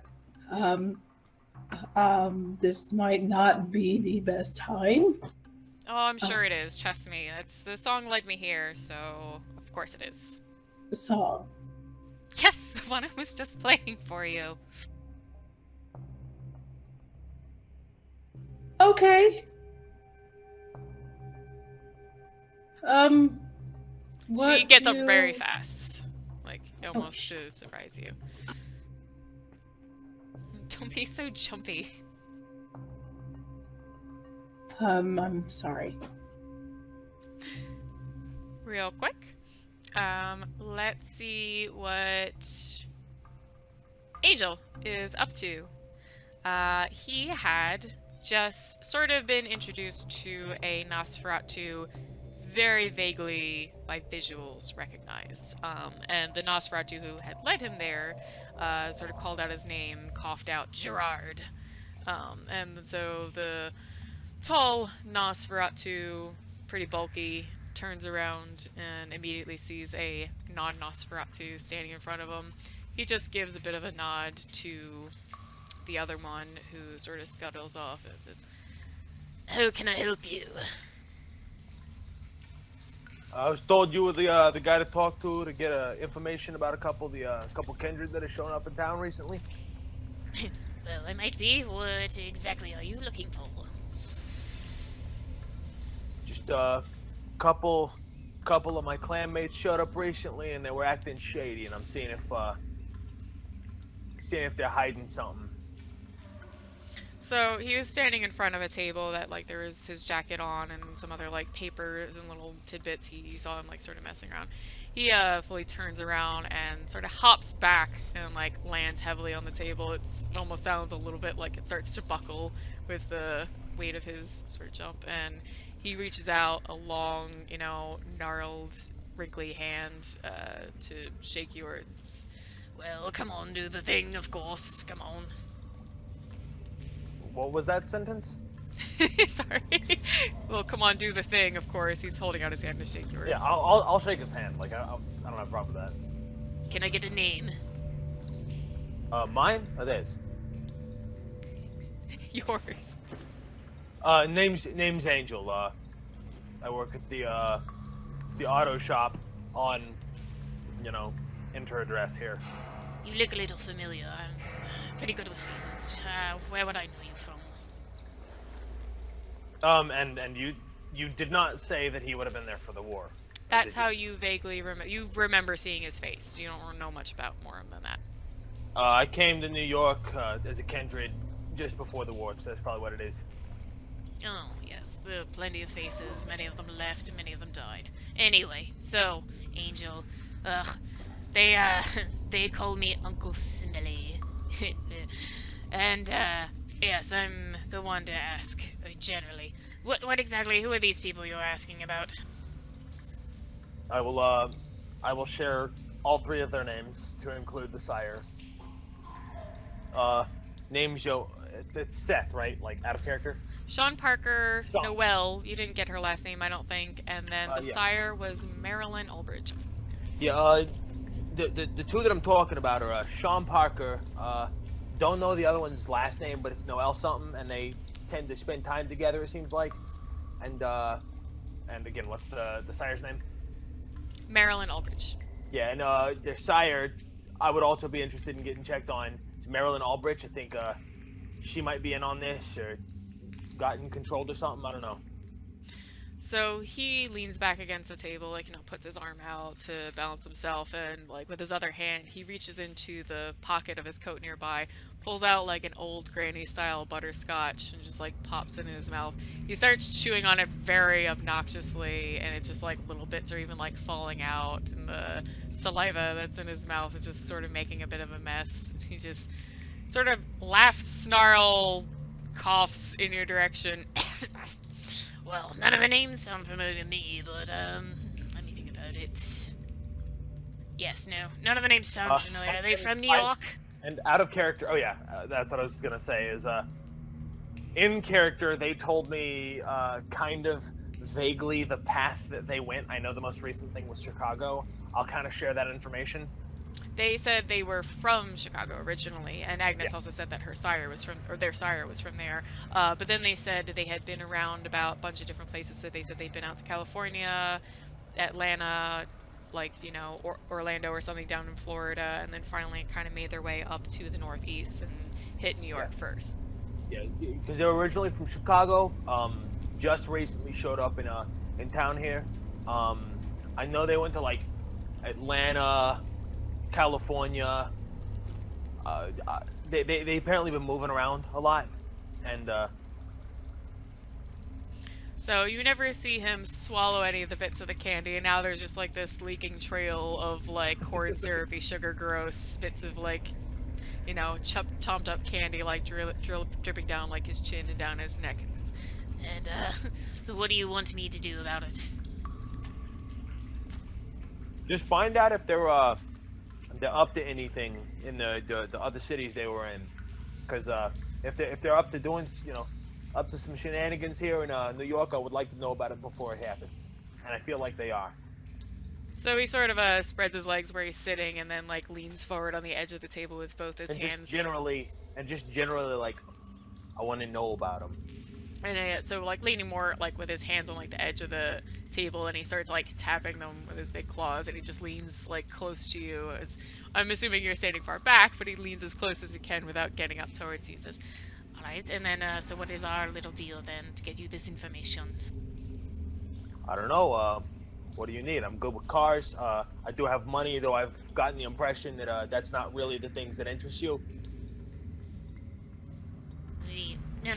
We do tend to work a bit more on the informational side. However, let's see if we can't make a deal that way. If you don't have anything you think you can offer, cars, you say? Yeah. It's I do a lot of work. I do especially like to do custom work for Kindred. You know, I've day-proofed cars. I've done. I do. You know, I just do.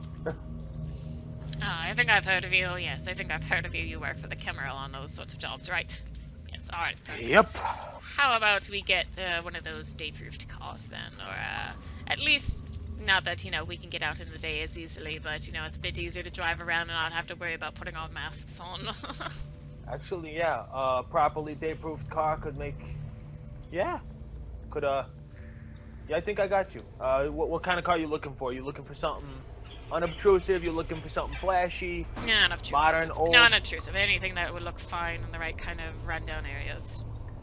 Alright, I think I can do that. Alright, so let's see. That is a Sean Parker, Newell, and a Marin Albridge. Is that what the names? Yeah, that's right. Fair enough. That shouldn't take very long. You said Chicago? Originally, yeah. Alright, let's see. Yes, when do you need it? Just sooner rather than later. There ain't a specific timeline, but... Well, if you want to hang around, I might be able to get you at least the initial information, or if you'd rather come back tomorrow night, I can have probably a better outcome for you. Yeah, sure. If you're about to start now, like I'll grab some basic stuff. Sure, follow along. I do so. Alright, so you follow Gerard out of the little alcove that he's been sitting in. He does nothing to clean up the gross little candy spill down his chest. He has a very confident gait, almost slightly comical. Like his back's like pushed out, and he like puts his hands in his back pockets and like just like has a bit of a funny swagger. And he leads along to another Nosferatu who is talking with someone else. He sort of like whispers quietly to them, and they take off into one of the smaller little like carved out places in the cavern that seems to disappear somewhere else. You figure, as far as you've been told about the Warrens, that, you know, they travel, they're like a labyrinth, and it's far safer to not even give it a chance to try wandering around those places. It did look potentially like a female Nosferatu, but again, it's really hard to tell without, you know, speaking to them at least, or, you know, if they don't keep certain body parts so visible. So he turns around and goes, "It will be a little while, and of course we can't have you following along, but you can feel free to get to know the crowd. I do have some business of my own. Feel free to check in with me whenever you need to." And he'll sort of wander back to his alcove. You see a couple more Nosferatu as they had initially when you first walked in, sort of like give you a quick glance, but don't stare at you too long or anything.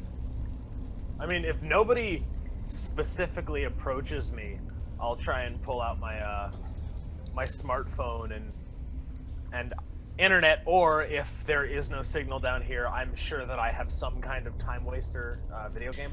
You are particularly lucky that you're in the Nosferatu Warrens, so even though you're underground, you actually have perfectly good service. Yeah, so then in that case, I'm just gonna internet, like... Okay. Let's check back in with Felix. So, you had been walking along that evening with Kim, speaking to her and sort of telling her a couple things about what you were looking into do and some other information about that. Where were you last? Did you get back to the change tree or were you still walking? I think he would go back probably to Chintry because, well, he doesn't have a phone. Okay.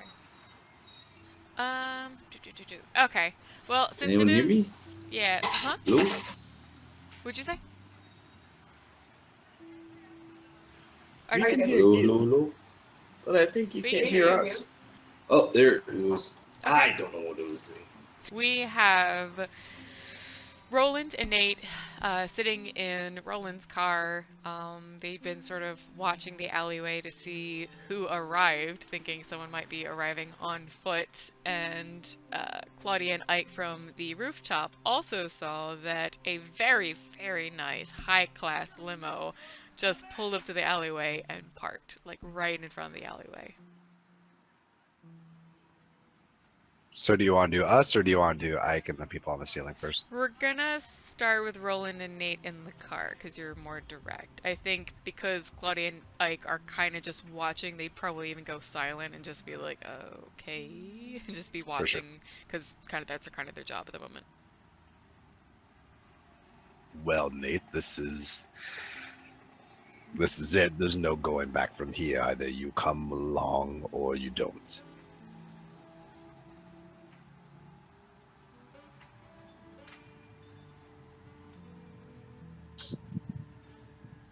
All right, so we're going to have a few roles. Number 1, my name is Gregory Hancock. You can call me Greg, that's fine. Number 2,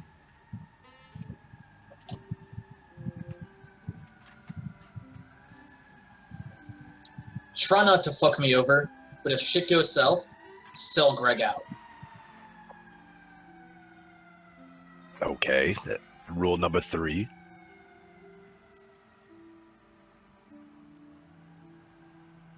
Let's get going, and you'll get up and walk out of the car. Greg. Do we want to take it by force to try and get them into the car?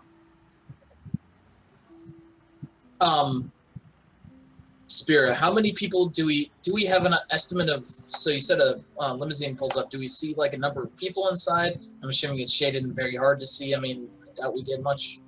No, it is. It's a proper nice limo. The windows are black. As you guys are talking, though, you do see one guy step out of the passenger side and one from the back. The guy that steps out of the passenger side is a 30-ish black man. He's got like just a mostly shaved head. He's in nice shape, not overly built or anything like that. Okay looking face, but he's got a very nice kind of trimmed, tailored suit. Even like nice shined shoes. And the guy who gets out of the back, white man with almost like a military type cut, reddish brown hair. Same, just really nice suit. They both step out and they give a almost bored look around, but just stand there waiting. Also, did I get the $600 to at least make the fake briefcase? You guys got the briefcase thing set up. You asked her like that night, can I get 30K? And she's like, no!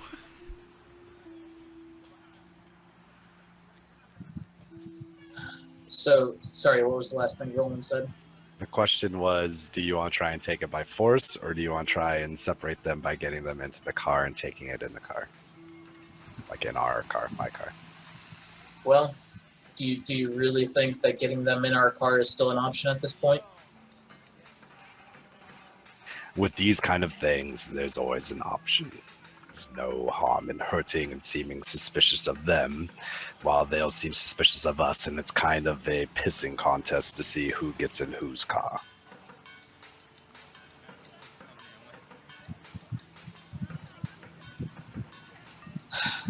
Well, I'm always going to we should definitely go for the least.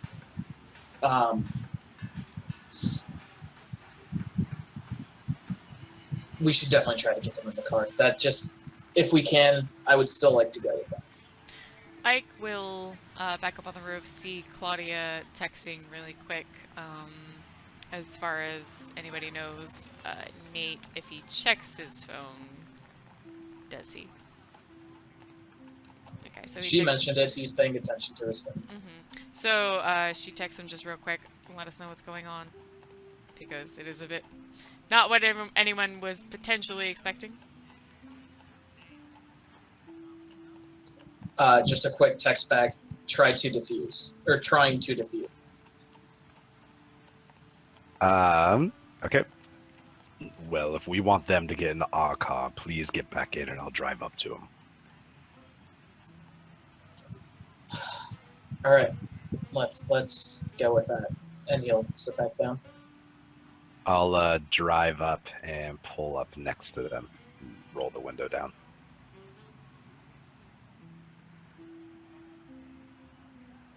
Yeah, they parked on the side of the street. The guys are standing on the sidewalk facing the alley. You were behind them. Is it a one-way street or is there... Yeah. Oh. Well, not like a one-way street, but if you like pulled up, like, no, the limo parked against the sidewalk.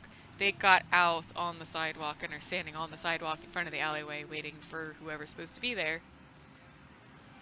Really quick note is I am going to turn on my heightened senses hearing at this point. Hearing? Okay, good. So I can't drive up to him? You could drive up to the other side of the limo, but you'd be facing the driver. If I mean, you it's even... not... I mean, yeah, as long as I get close to, like, motion the them limo's over parked to the car. against the sidewalk. There's no way to drive up to where the guys are standing on the sidewalk. Sure, yeah, we'll go drive up behind the limo. Okay, so you park there.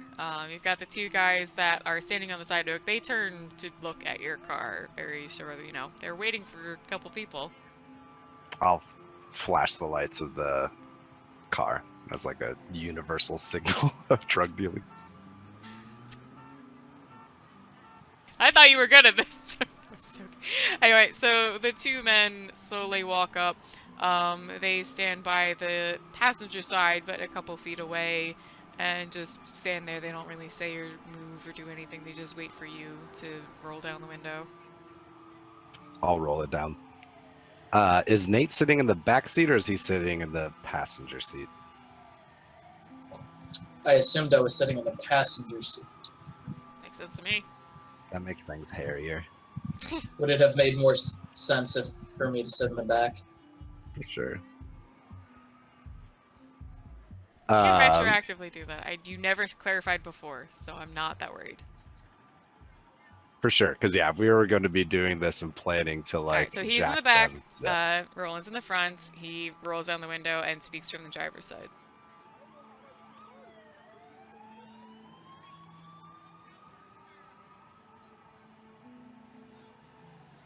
Trying to think of how Roland would greet fellow drug dealers. I love this game.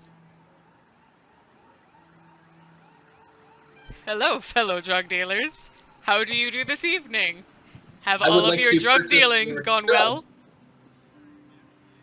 It would be, how is it going this night? But yeah. I mean, Ike would do that, so. What would Ike do? Don't do what Ike would do. You'll end up getting a Glock by the end of the night. He only gets away with it because he's 13.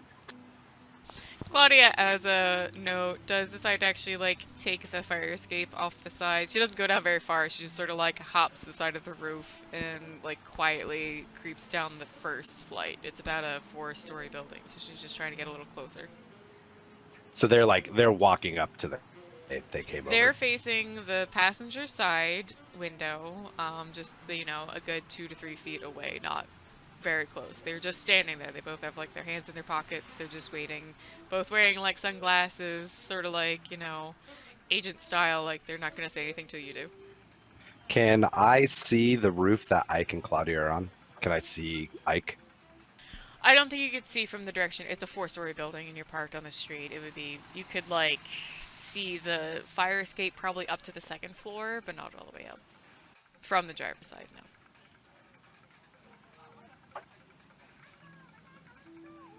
God damn it. I don't know why this is so difficult. Do you have the package? The taller black man leans down slightly and says, "We don't have any package. We were told that you wanted to speak with our boss." That's not what I said, was it?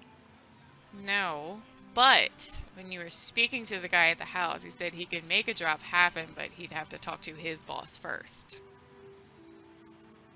Speaking to your boss wasn't quite what I was looking for. It was more just a simple drop, and I go along my way. He's still leaning down. He never stood back up, but he says, "From what we were told, you were looking for about 3 keys. Unfortunately, we're not comfortable walking down the street with that. So if you have any interest in having business with us, you'll have to come along." There's a little bit of a situation with me walking around with 30K and walking into a place I've never been. This was supposed to be more of neutral ground. You can leave your money behind. We just want to have an actual meeting with you before our boss decides if he wants to do business with you or not. I'll look in the back seat towards Gregory. Nice. Oh, you remember Gregory, but you can't remember Karina? Sorry. Yeah. Just for like a subtle clue of a yes or no nod, maybe, or... Mm-hmm.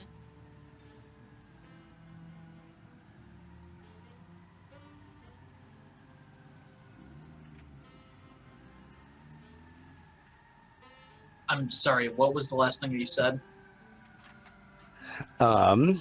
They want us to go into a meeting, and I said I didn't feel comfortable, going in with 30 grand to their compounds, and they said that we could leave the money here. They just want to have a meeting and sit down with us. He'll cock an eyebrow, just kind of confused at the... kind of giving the impression, like, leave the money where?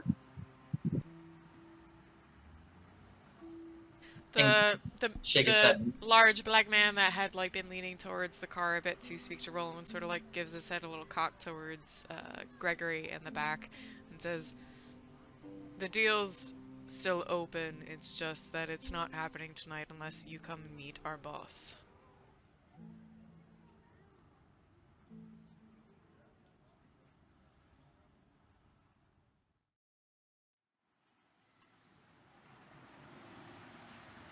Oh man, I didn't think about this. Okay, huh.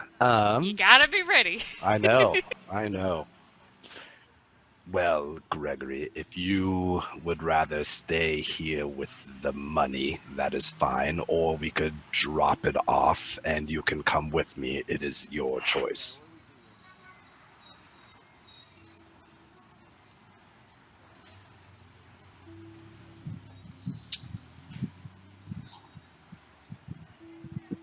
Nate will lean forward and look at the guy who's leaning into the window to talk to us and just be like, "Is there a location we could meet you at? You have to respect a hearty amount of a hearty precaution that we would want to drop everything off at a location where we'll meet you back somewhere where we can continue this."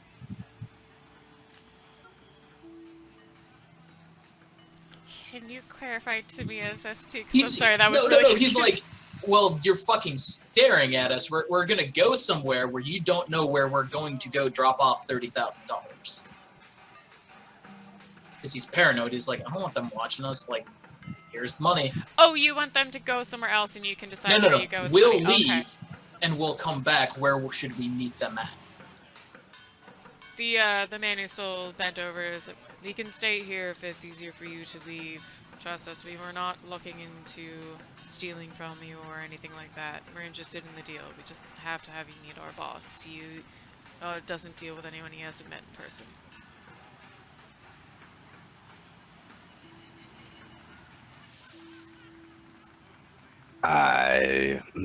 If you have an address, we will head right there.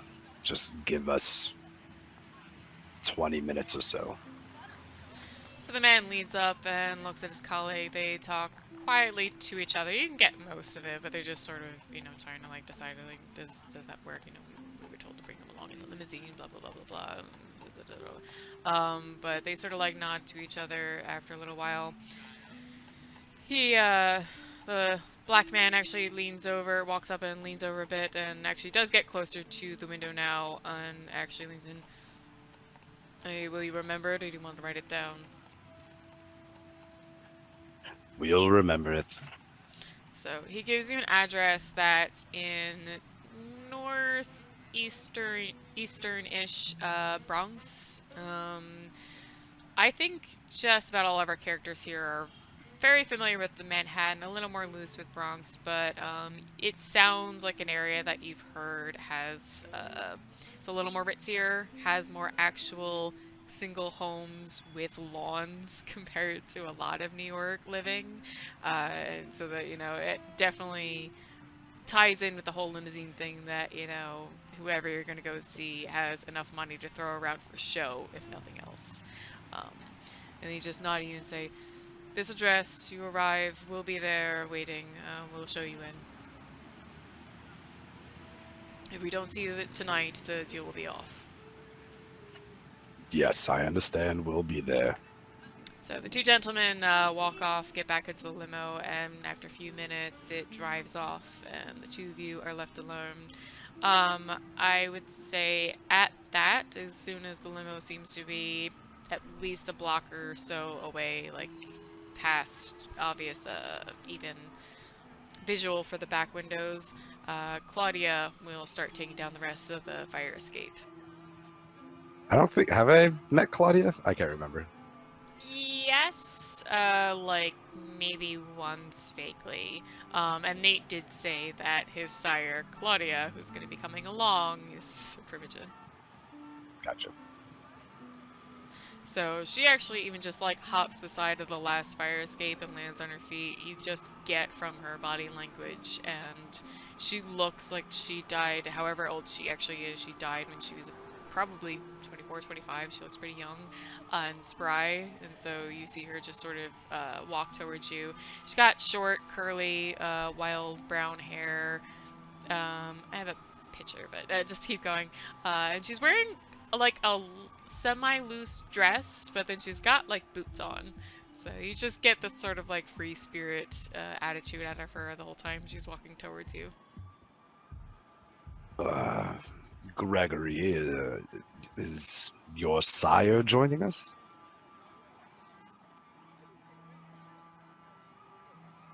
Ike's gonna start tramping down now. Sorry, Ike's gonna start tramping down the stairs after Claudia gets all the way down and just kind of like slowly walk his way down. So I'd say Claudia probably makes it to the street about where your car is, and Ike's trailing just shortly behind her, and she sort of leans, she like puts like, you know, hands in the window, or hands on the windowsill and leans in. What's going on? Nate will lean forward, hand her the briefcase, and just be like, would you be so kind as to keep that somewhere safe? What are you talking about? What's going on? I thought you guys... Is it done? It can be. Okay. What does that mean? There apparently was a miscommunication, and while we understood they were bringing the drugs, instead they were looking for us to talk to their boss. So there was never drugs for us to potentially steal in the first place. So Claudia leans back out of the car, sort of like real quick rubs her face and runs her fingers through her hair again as she, you know, sort of like assessing the situation. This is potentially... This is potentially a better situation, if not a worse situation. I'm sorry, I don't see how this is worse than it was a few minutes ago. Well, it's better in the fact that they didn't arrive with the drugs and they're not even looking to do the deal. That is flat out better. That means we're not worrying about even trying to derail the deal right now. You can say that the deal's not going to work for you for some other reason, but if you have to go and actually meet a Setite in their home, hopefully things can go as amicably as possible. She looks like she's contemplating things, like she just stares off. She's like almost like biting like the side of her lip and like tapping her foot. I have full intentions of going and meeting them, but I understand that, Roland. I'm just trying to decide if I was not a part of this deal, so that could look bad, but I feel like maybe I should come along with you. I'm sorry, did you just say we should go? Did she just say she's now part of this deal? I'm saying that if you want things to look as amicable as possible, it is probably in the best interest to go and finish this. If you don't show up at all, perhaps they'll just take it as a fluke, you're no longer interested, but there's a possibility they may take it as an insult.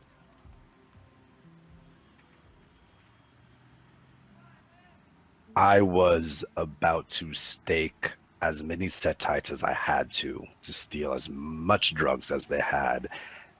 Being friendly with Roland, them isn't exactly... Your name is correct?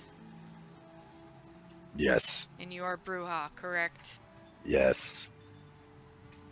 That is not how we, as Bruja, Kindred, or anyone under my concern is going to conduct themselves. Is that understood?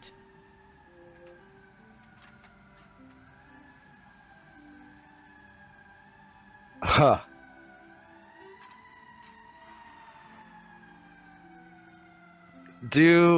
How much power do Primogen have? Like, what really are they? Alright, to break it down real quick, this could also be good for audience members who may not know specifically. Prince to Primogen is very similar to Prince and Senate. Or President and Senate. President has some powers autonomous to themselves. For Prince's case, it would be, say, blood hunts. They are the only ones that can call them, and they are free to do so whenever. You know, to a point that the Primogen could actually step in and be like, you're a crazy dictator, no. But otherwise, the Prince has certain autonomy and they can make certain decisions that are to them themselves. Primogen, however, are sort of the city council senate. They are a council that the Prince advises by, goes, I'm considering this, but I need the advice of all of you and all of your clans. They're clan representatives, so they go, what would your clans do? What do you think? And how are your clans reacting? Or if one member of a clan is acting up, I need to talk to you about this member. So, as Bruja Primogen, she couldn't declare a blood hunt or anything, but she can go to the prince and say, I have someone in my clan I am particularly concerned about. Or she could even do things on her own. Just speak to the rest of the Bruja and say, I have concerns. She has enough power to say, I am your Primogen. You need to take my heed about this.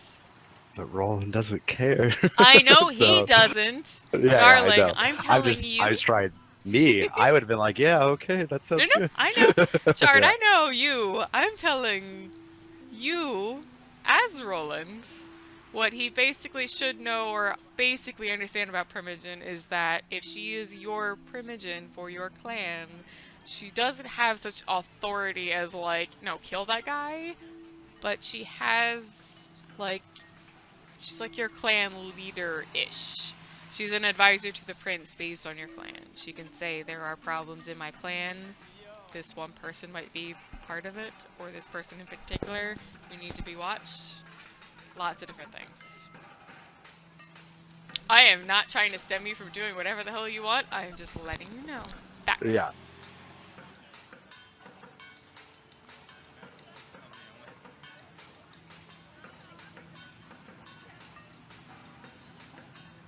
I understand that you are my primogen, and I understand you are worried about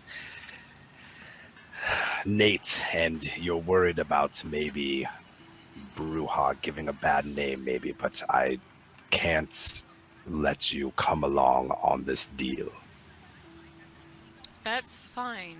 I just need to make sure it's understood that you, as a member of my clan, who I am the primogen of, I am essentially responsible for your actions and need to follow accordingly what they avail.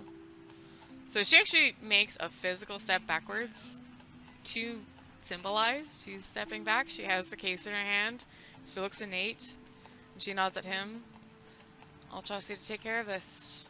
And she actually steps back towards Ike almost, and just sort of and what are you doing? Ike smiles, because he's been listening to most of this conversation besides you, looks at Roland and just says, she threatened to kill me just because I was in her house, so good luck, bud! Roland will kind of just stare forward. Gregory, Nate, if you don't want to come, that is fine. If you do, you'll understand.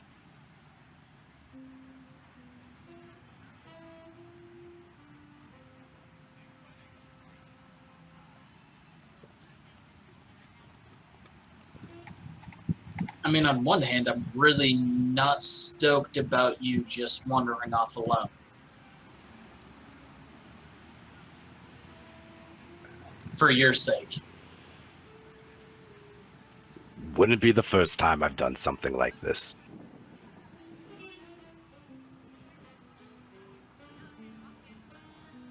And he'll lean in, kind of out of immediate earshot from Claudia, and just like, are you still seriously going through with this?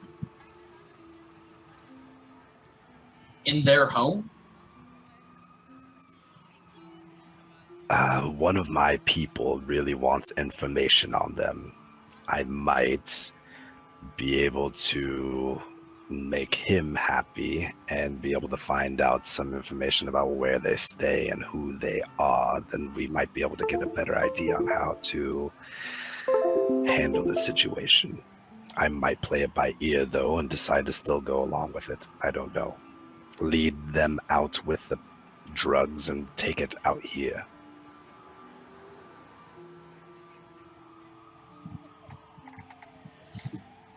Look, I'm not trying to get myself killed. I'll agree to go if you're agreeing to words, but I'm not about to start trying to stick Setites in their own homes. I wouldn't do it in their own home. I would do it only if it seems that we could handle the odds. Not trying to cut the actual conversation, but let's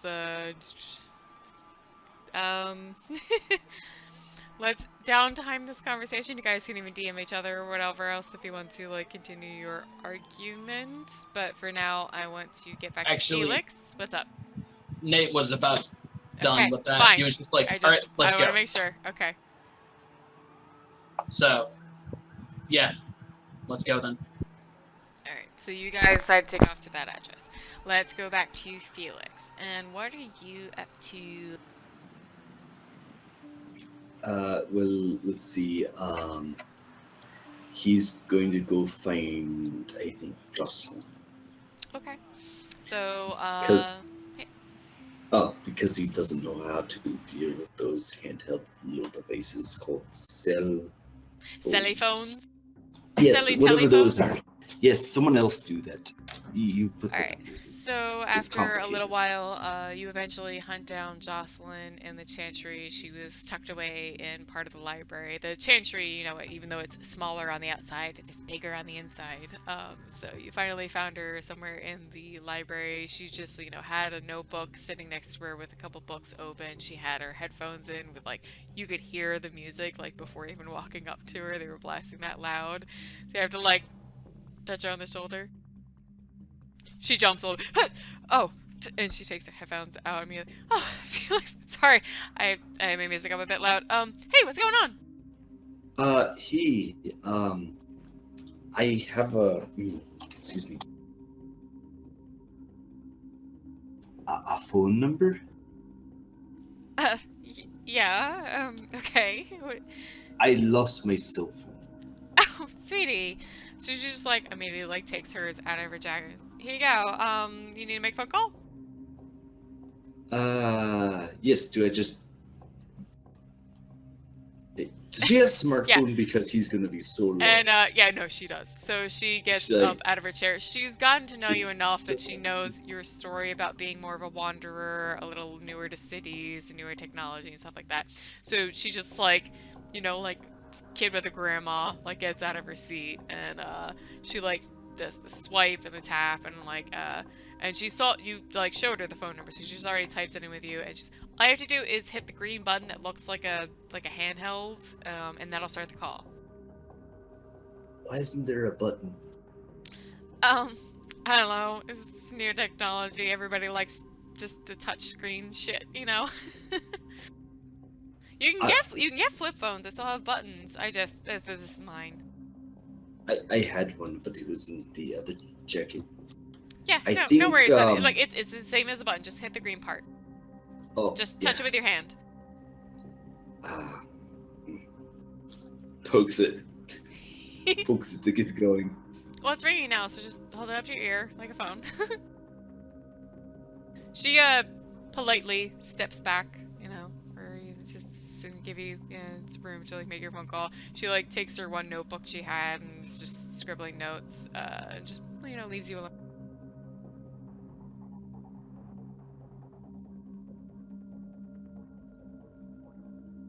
Who are you calling? The number that was on that piece of paper that the doctor gave him, which I'm pretty sure was Nate. Right. So at this time of night, we'll make it, because you had to walk, because you always walk everywhere, and you went down and up and down and up. Yeah, so actually at this point, it would make sense that Nate and Roland are driving to their new location. So Nate and Roland are in the car. Claudia, step back. Did Ike join them yet? I'm trying to remember what Ike decided to do. We kind of didn't end this. Are you asking if Ike's with us? Yes, let's make that final decision. Oh, if Ike left in the car with them? Did Ike join them or leave with Claudia? Oh, Ike is with Claudia. Hell no, he ain't joining them. Okay. Alright, so Roland and Nate have left, and that'll be the phone call.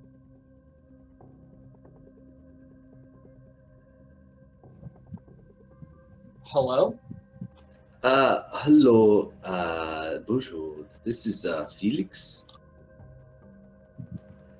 Is this Nate? Yes, I'm sorry. How can I help you? Oh, I'm sorry. Is this a bid time?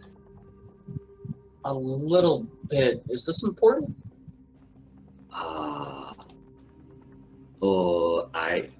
I don't know. It has something to do with Roland.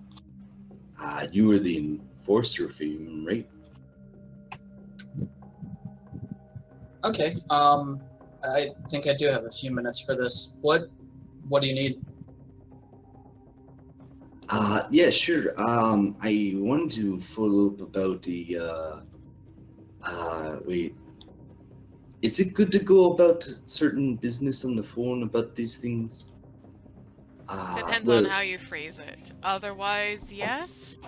Oh, no, Felix has no clue. He's going to actually literally ask Nate over the phone. I mean, most kindred things to, say, a normal observer, unless they were like some kind of like hunter looking for stuff, if it's a normal human, even buzzing phones, you'd be like, what the fuck are they talking about? So, generally, if you're like, we're going to a set-type place, people would be like, what? It's better to not do it over the phone if you can, but otherwise, Felix, one, probably wouldn't think about it, and two, certain terms would just be nonsense to other people. Well, there was, those, two guys at the club. I mean, I followed them around. The two making a scene outside? Yes. Yeah, you were there. Yeah, specifically. Yeah, I followed them around and figured out their kind of hangout space. Cool. And where was this? XYZ Street. I don't know. I didn't actually have the specifics of where it was. But I overheard them use the word kindred.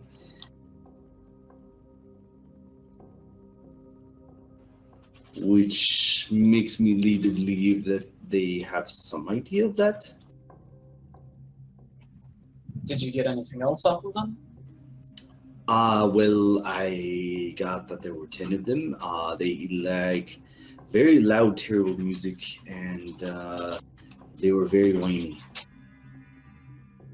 Sorry, what was the last part? They were very... whiny. Whiny. They like to complain a lot.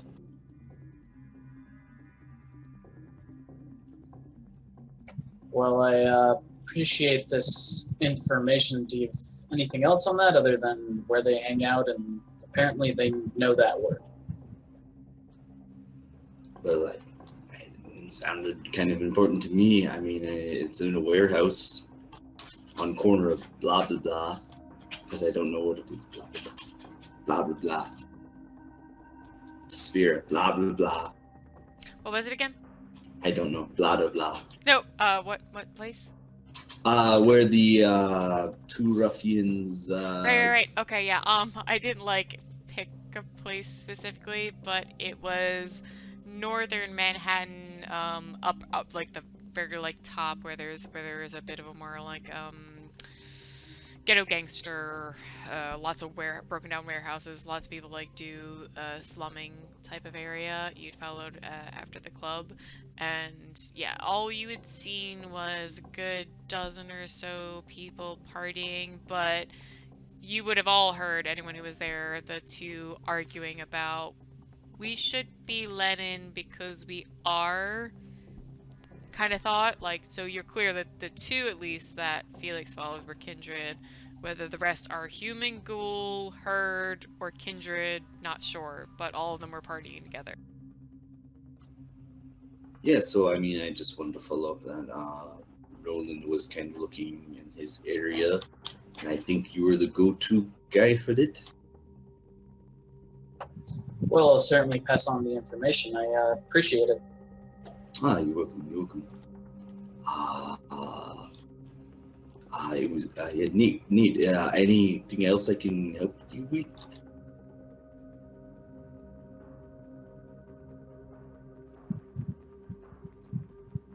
I'll let you know if something comes up, but sorry, my mind's a bit preoccupied with something else at the moment.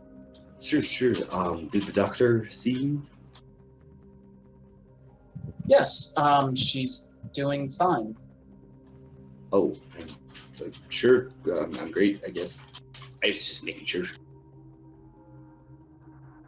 I'll Okay. let her know you were concerned. Oh, all right. All right, cool. Justin, how do you turn this off, this damn thing? So Jocelyn takes it back from you. Ignore my dogs reenacting Simba and Scar's scene in the end of Lion King. And she just it's the end call button and puts it away. And she looks at you a little furrow brow. Is everything okay? Oh yeah, no, everything's fine. I get frustrated with these things. No, I understand. I mean, I wasn't trying to pry or anything. It just sounded like you had some concerning business going on. Oh, I mean, just some, what do you call them? Ruffians? I suppose thugs, gangsters, depends on what you're talking about here. Thugs. They use the word thugs. Yes, thugs may be what you're looking for. Yes, two thugs that showed up to Roland's bar when you were there. Everyone was there. Right, the club opening. Yes. There was like two of them making a ruckus outside. Mm-hmm. I thought it was interesting, so I went and looked. Thought it was fun. What did you see? Oh, there's like two of them. They said the word kindred, which really kind of piqued my interest. They look like Bruja. Is there a distinct way to identify Bruja? I mean, every clan has different types, but I mean, if they look like gangster, ruffian, biker types, and they said they were kindred, 9 out of 10, that's gonna be your Bruja. Oh, okay. I guess they're Bruja, but I mean, if you don't know, thought- I was just asking. It's fine. well, isn't Nate and Roland Bruja? Roland's the guy who owns the club, right? Yeah, no, I think he's Yeah. Bruja. I mean, that's one of your more social, like, you know, kind of Bruja. I don't think I've met Nate. Who's that? Nate, he was in I'm pretty sure he told her. I'm pretty sure the he ball- has hair in a shirt. Yes. Shirt guy! Yeah, I'm pretty sure he was in the ball of angry kindred in the car. Oh, yeah, you told me about them, right? Yeah. Alright. Yes. So, But what, do Bruja have multiple factions in the city? Because they didn't let those two in. Bruja, like any clan, they have different personalities and takes on, I guess, the sect and things like that. The only case that Bruja are separate from the rest of us is that a larger number of the Anarchs compared to any other clan are Bruja. Like, most of the Anarchs are Bruja. There's some Gangrel, and then there's a small smattering of every other clan, but, like, most Bruja seem to really mash well with the Anarchs. There's plenty of Camarilla Bruja, don't get me wrong, but their passion, especially for like autonomy and things like that, just the Anarchs really drive them nuts. Oh, so Roland and Nate are Camarilla Bruja, and those were two Anarch Bruja? I wouldn't know without meeting them, sweetie, but yeah, I can definitely give you one bit of advice, however. Don't try to go to Staten Island in the middle of the night. There's a ferry that'll take you there. If you really need to go there for a reason, you gotta have a good reason and evidence to go there if you're ever discovered on the boat as being kindred. Because the Anarchs are very territorial. They won't like hurt you or anything like that. They will just sort of like corner you and make sure you go back unless you have business on Staten Island. If you keep quiet and you show up as a human, you can get over there for any other reason you need to be there. But like the point is, they have ghouls during the day and their own people during the night. They just watch the ferry. It's supposed to be basically like Anarchs only on Staten Island. If you have business there and you're not Anarch, you gotta have a reason, basically. So when you say middle of the night, you mean just in general don't? Well, obviously the kindred Anarchs can't be on the boat during the day, so they get some of their friends or ghouls or whatever else, you know, on the boat for the rest of the day, all those trips. More trips during the day than the night. But the late night trips, the kindred get on as well to double check who's getting on, who isn't. Obviously, kindred ain't getting on in the middle of the afternoon. Oh. At least not without a body bag. Is that the kind of the situation with Anarchs? What do you mean? Oh, no, I but- meant like literally like without something keeping them out of the sun. I took it a different sense. Okay. No worries. So wait, the ones I talked to, they were still on this island. So is it anarchs maybe are here too, or how? Well, there Guess could is it just be some anarchs here. They're welcome in the rest of New York, basically. It's only that the anarchs in Staten Island keep their territory more patrolled. You won't be killed for being Camarilla walking in there. You'll just be at least cornered and asked why you're there and possibly sent back by force. That's the idea, I mean. But they're welcome here because Camarilla's idea is everybody's welcome to be Camarilla. In fact, you know, the idea is to try to be welcoming to everybody. But yeah, so it's just, you just gotta be careful if you're trying to head into Camarilla or Anarch territory, and if you're heading up north into the Bronx, Little Italy, certain places where the independents are, you're not welcome. You just gotta be careful. Who would be in Little Italy? Well, Little Italy's gonna be owned by the Giovanni, of course. Up north in the Of Bronx. course. Up north in the Bronx, you got the Settites. The Ravnos got bits and pieces here and there. And then as far as Assamites go, at least, God, who knows? They, yeah. Oh, I didn't know the Ravenos were grouped together. That's new. Well, I mean, they are in art. Settites. It's weird with them, honestly. So we were at Articus's Felix. Let's get you up then. What was your last bit of conversation?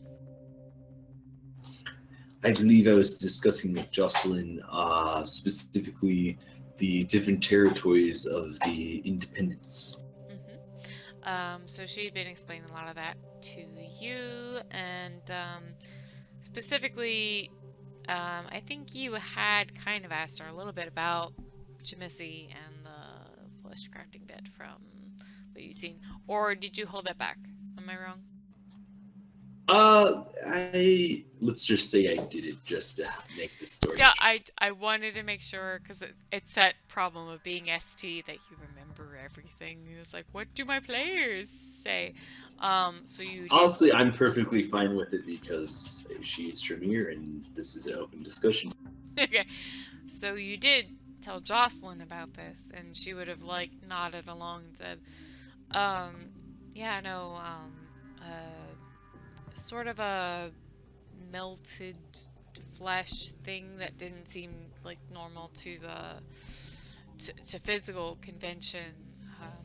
You know, my first guess would have been Jamisi, and this guy you were talking to, you said he thinks that's probably what the cause is. Yes, but say this is just kind of my own old bones feeling a little bit weird about this. I, for some reason, don't think it's them.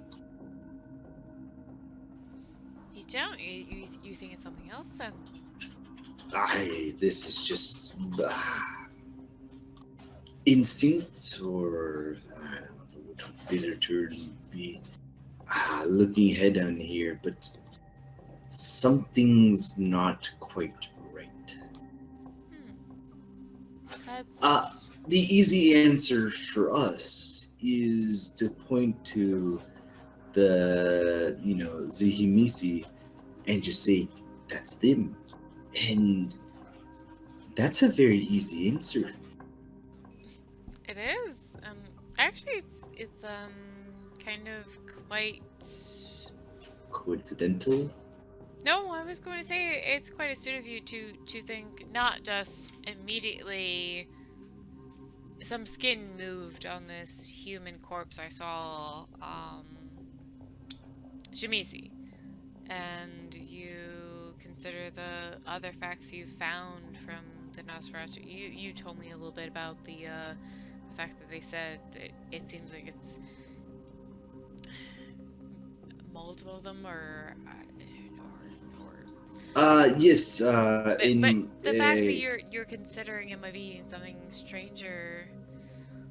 I don't even know what to suggest or where to go from there, but it's good to think, like, what could it be, not just Jamisi, because obviously, you know, the war was only won 5 or 6 years ago. Of course there's likely to be Sabat wandering around, but if there's some particularly strong, strange things going on, that could be something as bad or worse than the Sabat.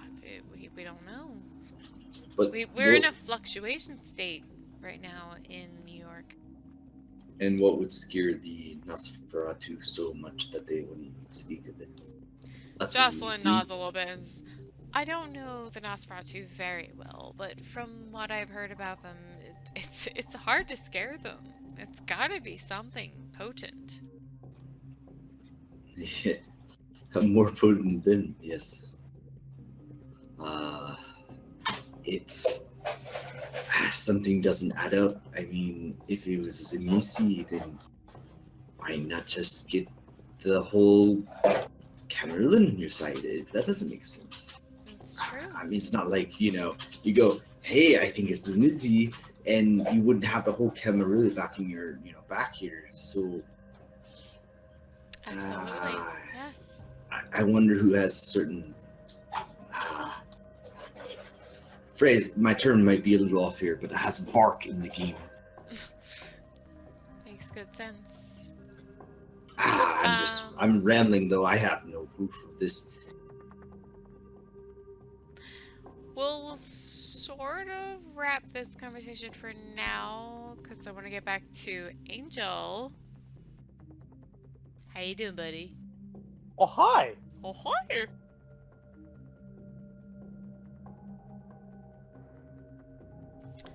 So, how are you doing? That was in character. I know. Probably reading up on whatever new card just came out. That's probably what I'm doing.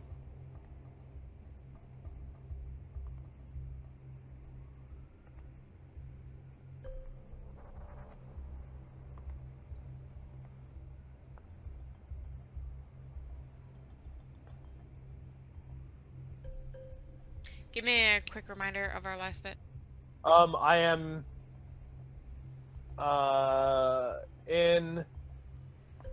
I went down to the Nosferatu area. I said, hey, sorry, can I get... Took me a second, because you said stuff about car stuff. I was like, wait, yeah, you're not there. You were downstairs. You are downstairs. And, I am interneting, and I am probably on some kind of car website reading car-related news. Yep. So you took a little while just hanging out on your phone doing that.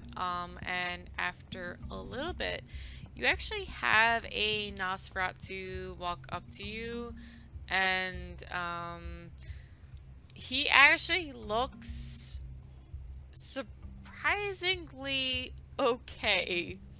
He looks like very ugly for a human, but compared to the Nosferatu, you know, he actually looks like okay, like just very unfortunate, kind of in between, like just really kind of ugly human, but not a full Nosferatu. And he doesn't really bother you, just sort of like stands nearby and is like kind of nauseous, like, how you doing? Oh, yeah, I'm good. I'm just waiting for Uncle Stinky to help me out. He laughs almost too hard, just like sorry, you Uncle Smeller, right? yeah, sure. Sorry, like, dude. And he actually like looks around a little bit, and that kind of like conspiratory, like, dude, this is a little bit of an act. Just don't worry about it too much. Anyway, a little bit of a what? A little bit of an act. Don't worry about it too much. Anyway, yeah. No, like, he'll get you the good stuff. If you never need anything from us, surface-wise, I'm your guy. Cause you see him, he looks like he could pass on the streets. Gross, not attractive, but like could walk in to an office building, get stuff done. So, like, what kind of stuff do you do then? You know, I'm kind of the guy down here that I look okay enough. You see this? So you're the hot one then? Yeah. You know, for our clan around here, yeah, I'm the fucking hot one. But yeah, like I can walk up. You know, I just look like the guy that's just got a hard time. You know, just needs to get shit done. You know, no one really gives a shit about me, so I actually get shit done faster than anybody else. Like they want me out of there. They're like, I fill all these forms at the government office. They don't want to look at me. They just want me out of there. They're like, yeah, stamp, done, go. Don't want to look at you. I'm your man. So, you know, I'm kind of like the guy around here. They get me to go upstairs and do the other shit. But yeah, so like I saw you wander around here, you know, you're looking for some info and some shit like that. I can help you out too if you need it. I ain't even looking for shit. Look, those people like they want a fuck ton from any information you give them or jobs, whatever else. I ain't looking for that. I get enough from them anyway. I'm just looking for like that extra on the side, a little bit of like small cash, just minor favors, things like that. Good to know, and I'll hold my hand out. Name's Angel. Crib. Really? That's all you need to know. Crib? Care ID. Crid. Alright.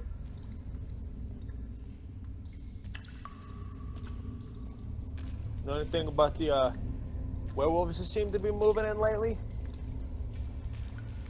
He furrows his brow a little bit.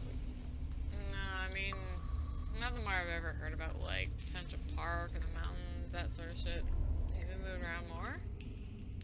That's what it seems like. I was up doing a race about a week ago, and they were in a place where I've been plenty of times.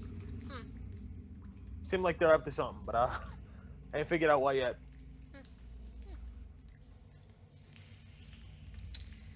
Okay, I thought this game was gonna be so much further tonight than it was. And no fault of anybody. Still a good game, but natural play in any storyteller game ends up being like conversations and things went a bit longer than you thought they were. But 12:30. Alright. First, I wanna go back to Kim. Yay! Stuck in an apartment with Lily at the moment, who have been having an odd and interesting conversation. Oh, wait. Damn it, okay. Let's have our last AMA real quick. Sorry. Kim, you will have your time. So she'd been walking around the apartment going just sort of like, blinking, or not blinking around, because she has a rifle, but she just sort of like looks over to you. So, you wanted to learn from me, that's why I'm here. I did, yes, I did. Hate to say not the best place, best time, but not the best place, best time, but I mean, obviously you don't particularly Fair care, enough. so. If you'd rather me leave, I'll come back later. No, that's okay. You called me on that, so yes. Fair enough. And she walks back a bit closer to you from where she'd sort of been like shark circling the Kim kind of leans couch. back. She doesn't get too close to you. She very clearly understands your feel about being too close, but she just sort of stops and she just goes, you want to understand what it means for Malkavians to reach to each other, right? Yes. Fair enough. You have been remarkably able to hear my call, and I will say mine is quite strong. However, if you consider the fact that your sire, as I saw it, couldn't mean anything, and it's your sire, that's pretty interesting.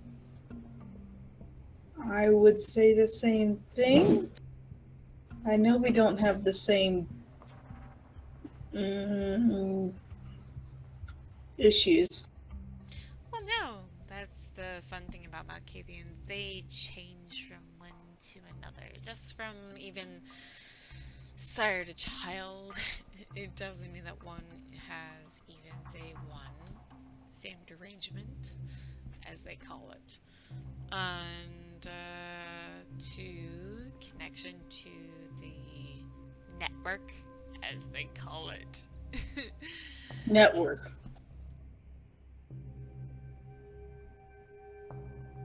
The network?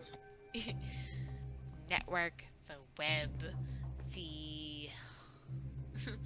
There's so many terms. You know what I'm talking about, though, right? That tug, the words, the visions. Yes, actually. Right, so that is what I think colloquially it's like the Madness Network or the web. Fun things like that. Okay, so you are more in tune with it. What do I do to be able to use that? Well, sweetie, I think you're pretty young, and the fact that you heard my call at all was good. But I think I sense something. And she again sort of like walks a little close, definitely keeping enough distance, understandable to your phobia, but just sort of a little close, and just goes,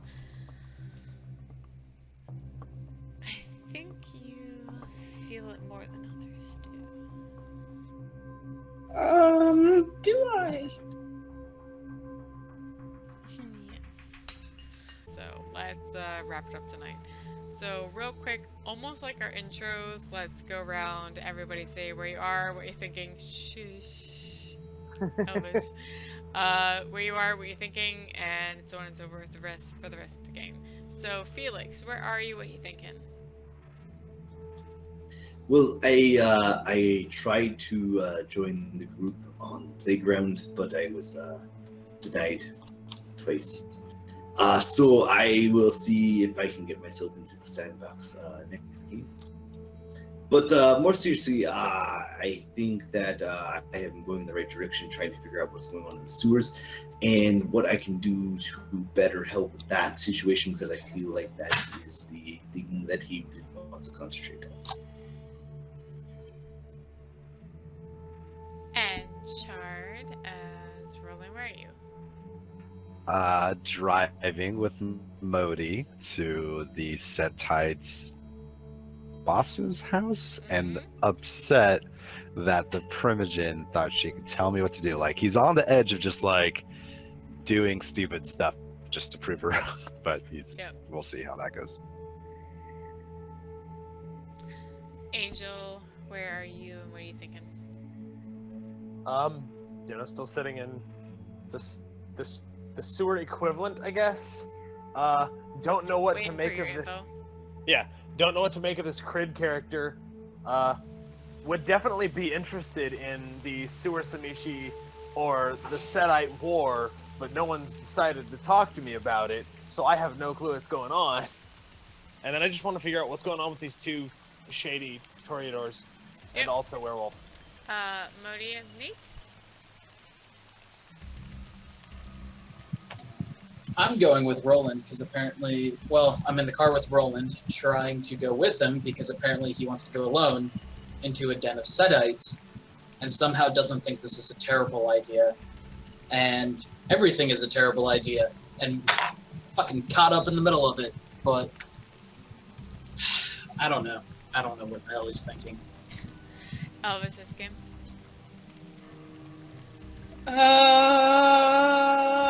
That's pretty much Kim's state of mind right now. Just And Kozner goes like.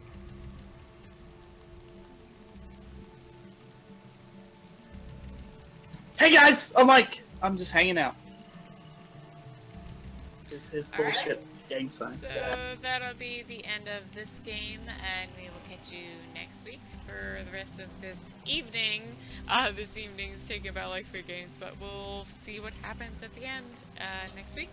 See y'all. Hey, hold on, Come real join quick. us. Come join us. Anybody who wants to hang out with the cast and crew of the game, please join us on Discord. After we go offline, we'll all be here to chat as in character, out of character, and other people who are part of our community who also like to chat with us. So join us on Discord. Links down in the description, and we hope to see you there, guys. Have a nice night. Thank you for joining us. Oh, show guys. We'll see ya.